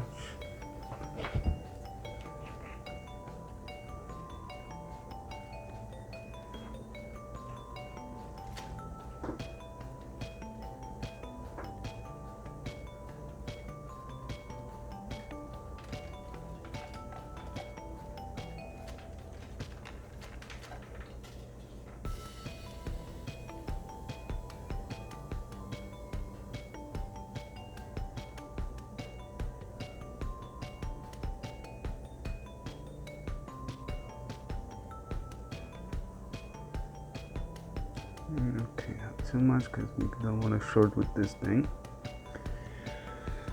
And this big wire, I'll probably put some mask on it later.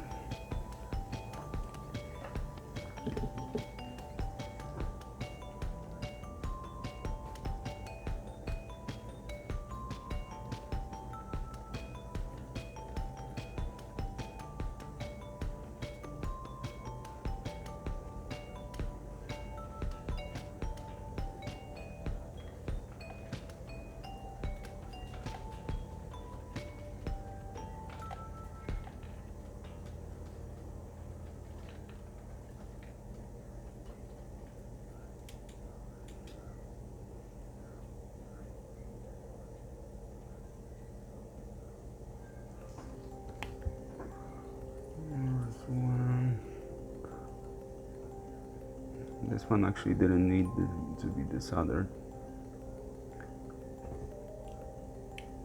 I thought it was part of that heatsink, but it wasn't. So that was kind of a waste of time.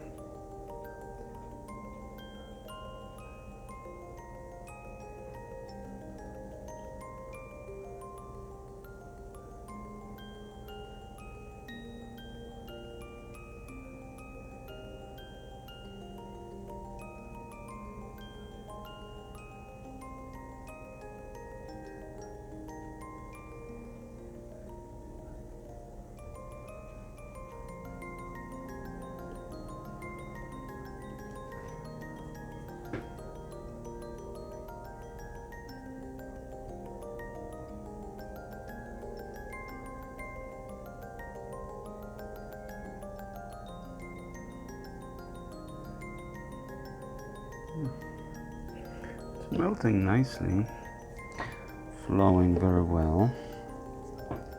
I thought I would have to use the powder for this, which I'll probably still need to do because I don't trust those solders now, those solder joints.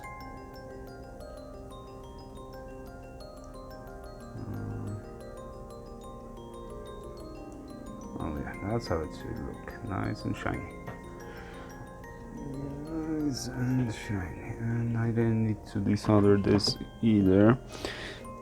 This is that board with those polymer caps on it. Not sure what it's for.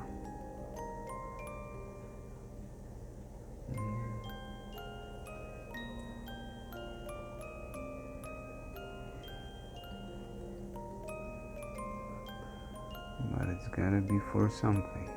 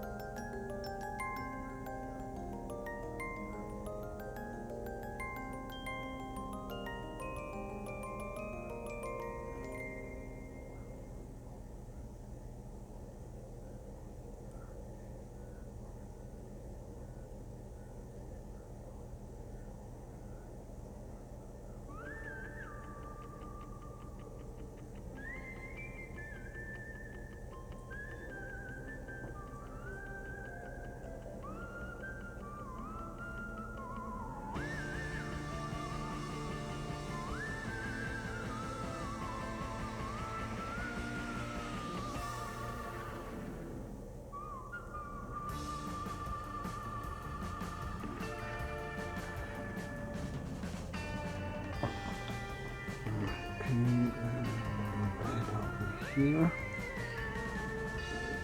Let's go.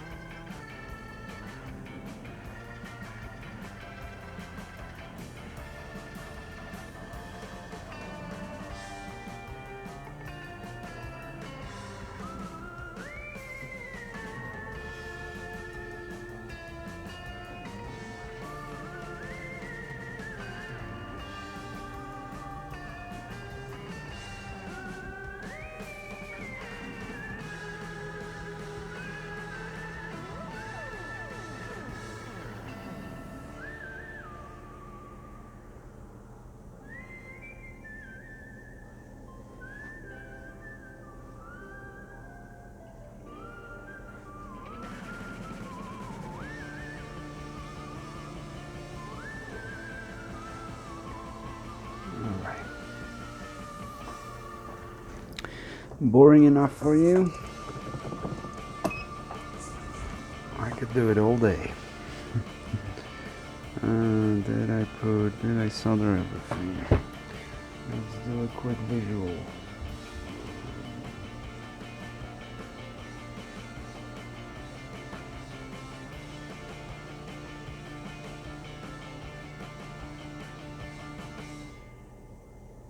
this is so ugly. This is so ugly here.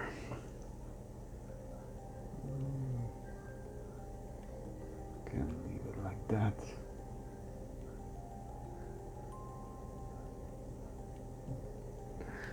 It will work, but it's just ugly.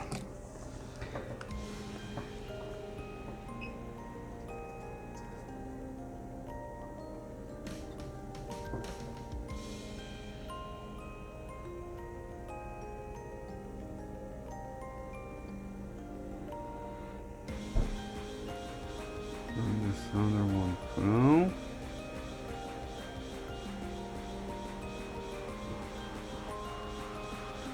Let's get more.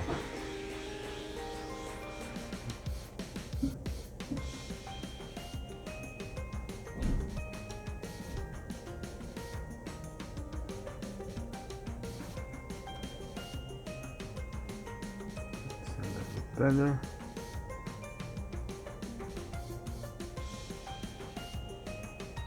There. Much better. This guy. This guy could use a little more.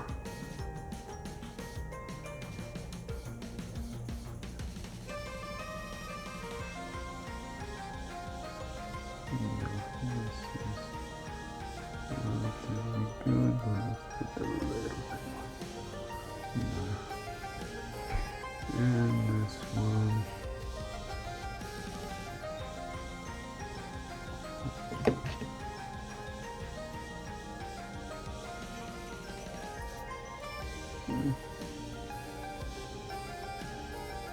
That's good enough.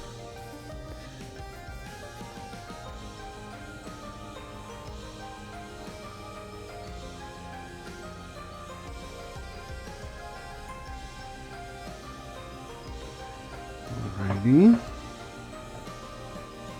Yeah.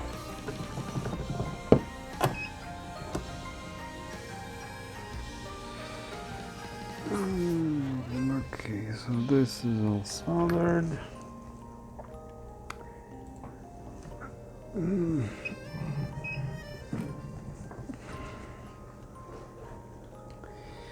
We got new caps. The short should be gone. Actually, let's check for that.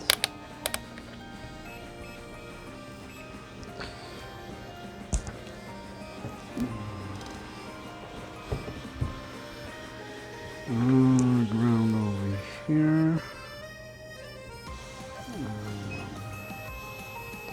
What is this? Okay. Good. What is this? Why does it have such a low resistance? 29 ohms. Okay, that's should be fine.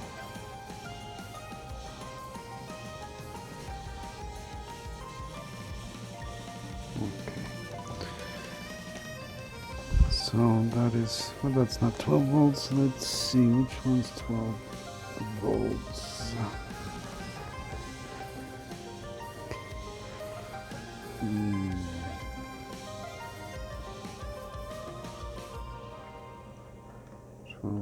Oh yeah, the output of this. So this whole thing here.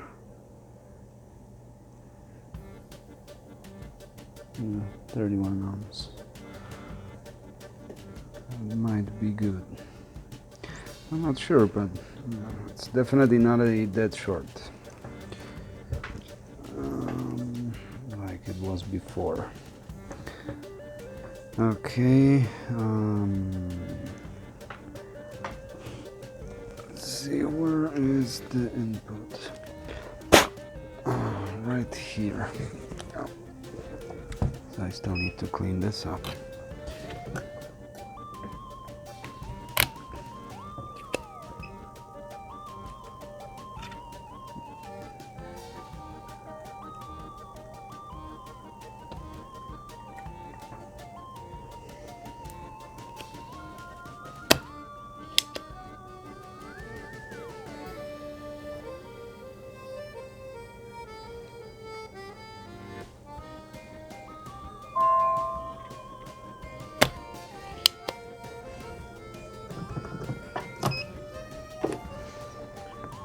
Okay.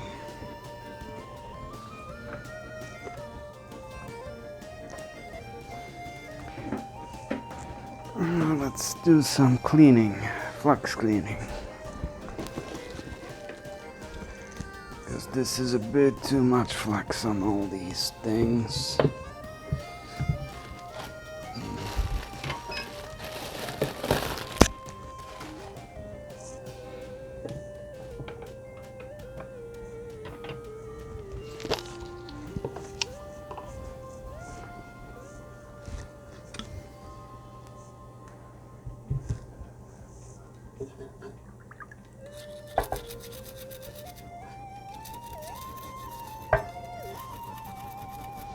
Oh, one more cup here.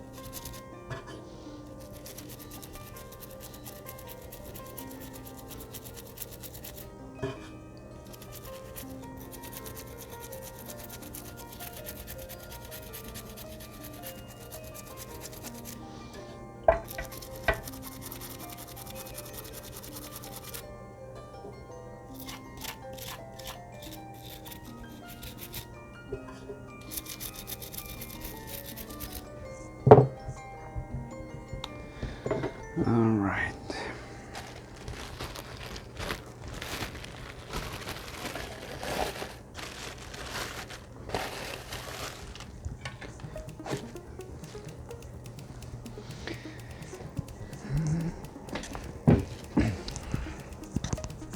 And there's one cup over here. That is a monster, 16 volts, 3900. Well, now we're gonna be 2200. Because I don't have a big one like that.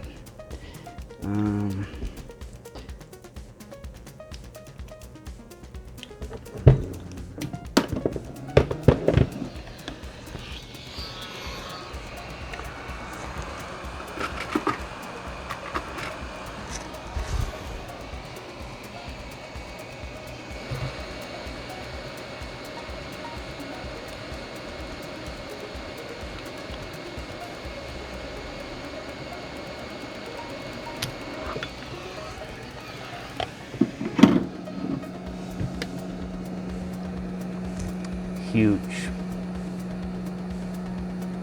3900 microfarads. But I remember, I'm not checking it now because I remember I checked it before because I was thinking I don't have a big capacitor like this one. But 2200, I say it's good enough. It's also 105. And I'll order one of these and replace it before I make it available for sale.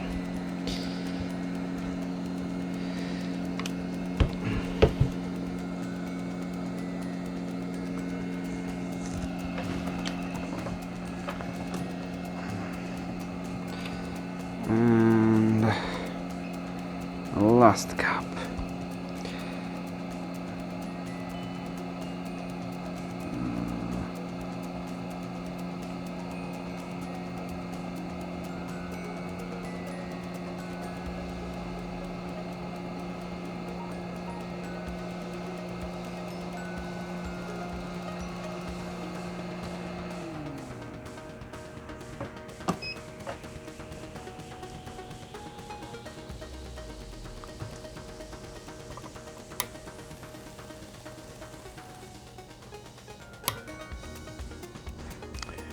There.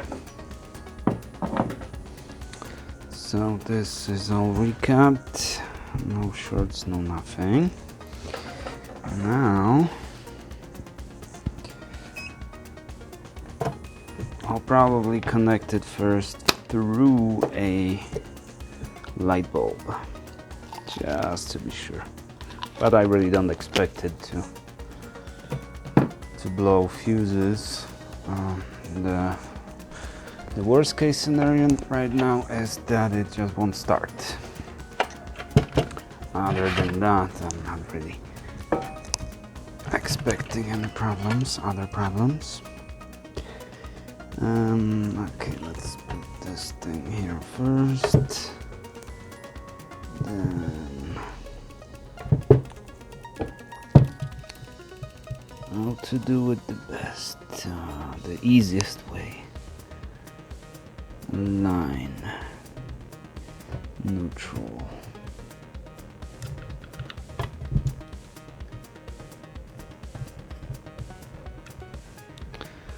Won't fit in.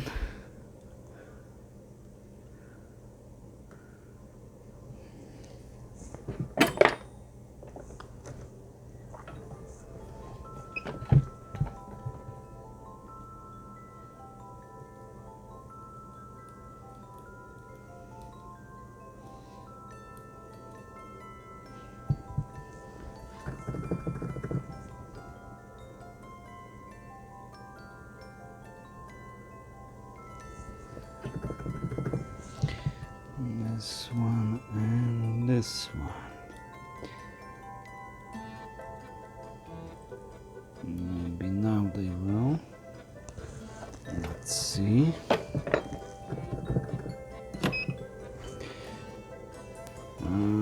Neutral.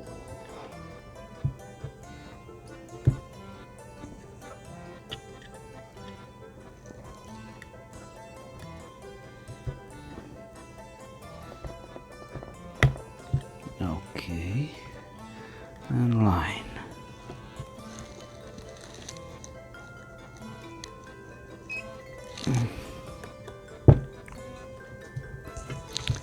Not sure about the line. It could go even a little deeper. Well, that's good enough for now. Let's get the neutral soldered in. And then I can just push the line in once I heat it up.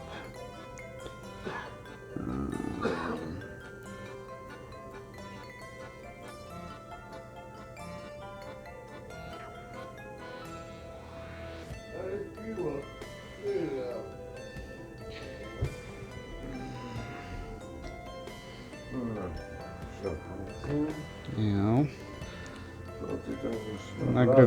Nagrywam. Nagrywasz.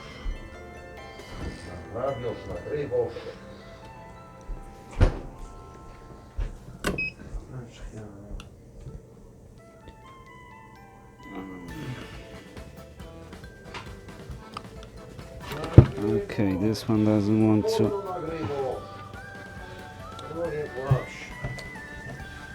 No nie właśnie.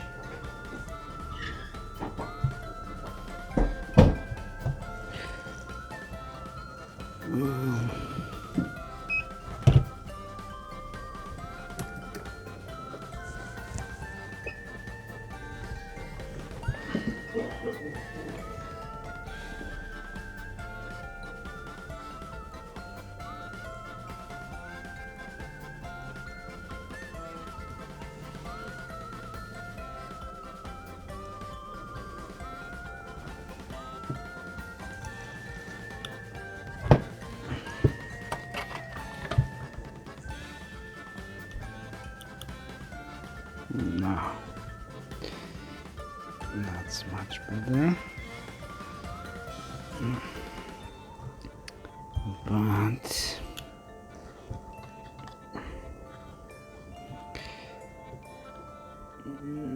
no, to hold it in place. Oh, okay. There.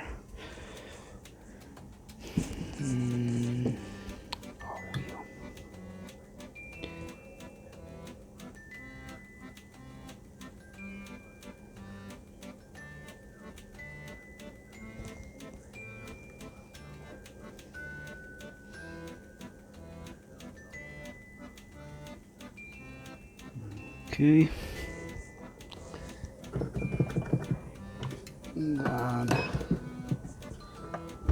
That's that. Okay.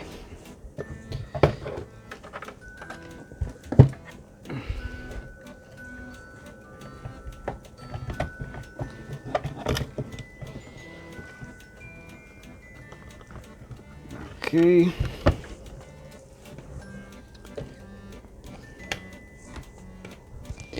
Now the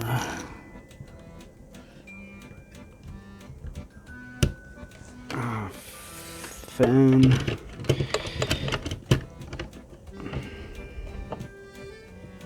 Okay. All right. It's well.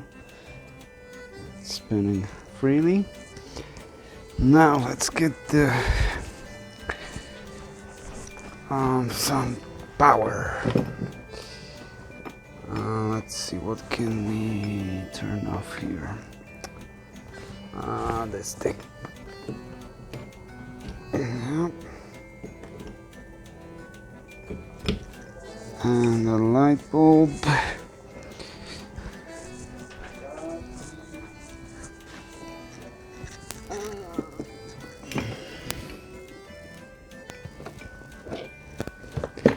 Okay. So now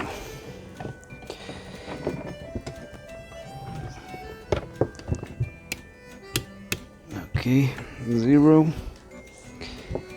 through the light bulb.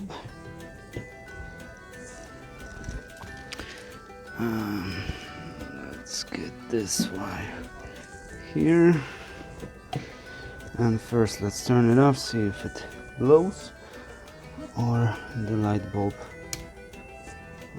didn't even flash.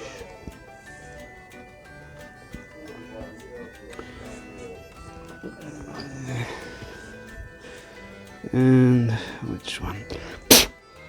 The green one and the ground. Yep, the light bulb flashes.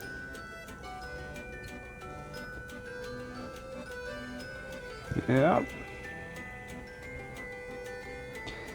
it's working. Let's check the voltages.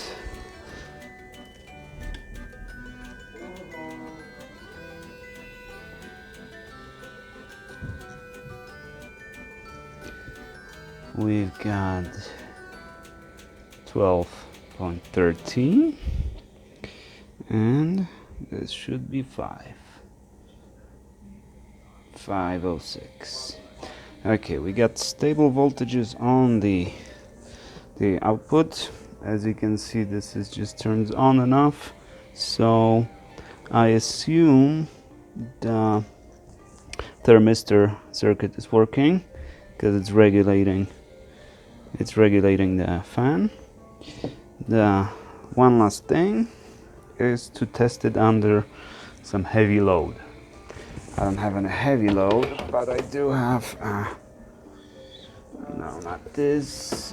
I had some other hard drive over here. Now you can see the light bulb flashing. So I won't be able now to test the full load, right? Because it's limited to 100 watts from the light bulb. But let's keep it running for a second.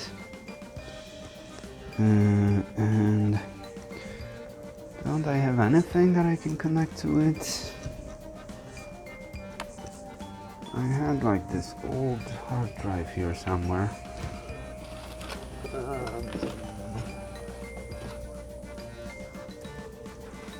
Well, this one also has SATA, so let's just test this one. I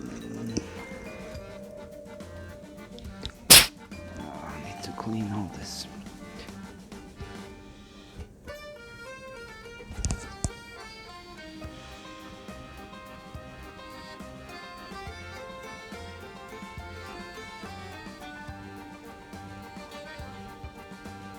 Okay, the hard drive is spinning. Alright, so I'll just do the load test later. And this will be ready to be used. 750 watts. If you're interested, this will be available on eBay in a few days.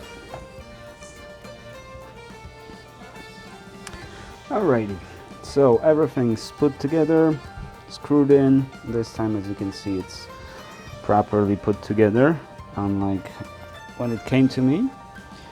And let's see, I have it connected to 3 light bulbs, 11 watts each, so that's not even a half decent load for a 750 watts that it's capable of delivering. But if you keep it on this load for long enough, if anything else is wrong with it, it would start either turning off if we left those capacitors over there. So if I tested it before I started working on it, then most likely this test would produce basically no turn on. The PSU either wouldn't turn on or the light bulbs would just flash and not, it wouldn't work. Those capacitors are really important in these devices, and that's pretty much the only thing that breaks. And the the fan is spinning at, I assume, its highest speed. It's decently noisy. It's something you would expect. It could be replaced with a completely new one that would extend the life of this device by a few years probably, but that would greatly exceed the cost. So at this point, as I said, this will be available on eBay. At this point, I'm not really making any money on this. Maybe $5–10, considering all the parts that I had to put into it.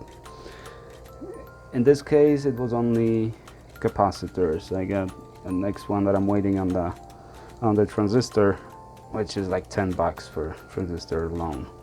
Luckily, this one had transistors intact, no shorts on the primary circuit side, so that was good. Anyways, this should I would give it a 5-year lifespan easily. The capacitors, it kind of depends how you use them, but capacitors are actually rated for thousands of hours on the highest load, constantly charging and discharging with highest voltage, a few thousand hours, so maybe 100 days, so that's only like a few months, right?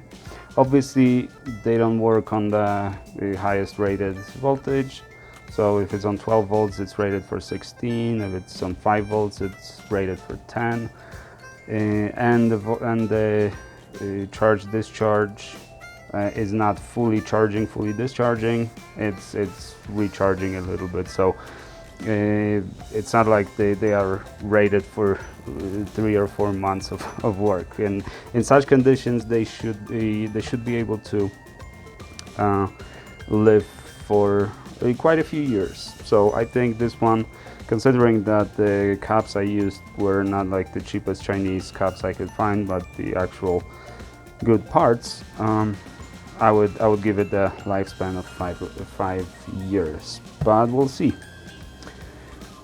Alright, I want to leave it running as it is for another few hours. If nothing happens to it, I'll probably test it with a higher load. Well, obviously I will test it with higher loads before I list it on eBay.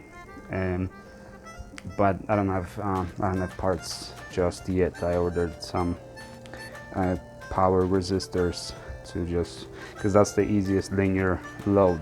Normally they don't work with such loads. You don't power the light bulbs with these devices. You power inductive devices, so there's plenty of interference and stuff. So just because it works well on light bulbs doesn't mean it's gonna work well with what it's actually designed to work with. This one will, because all the caps were tested. But if you test your PSUs with just the linear load like this, that's not a reliable test. Then you need to dig inside and actually check those caps. Alright guys, thank you very much for watching, and I'll see you guys in the next one.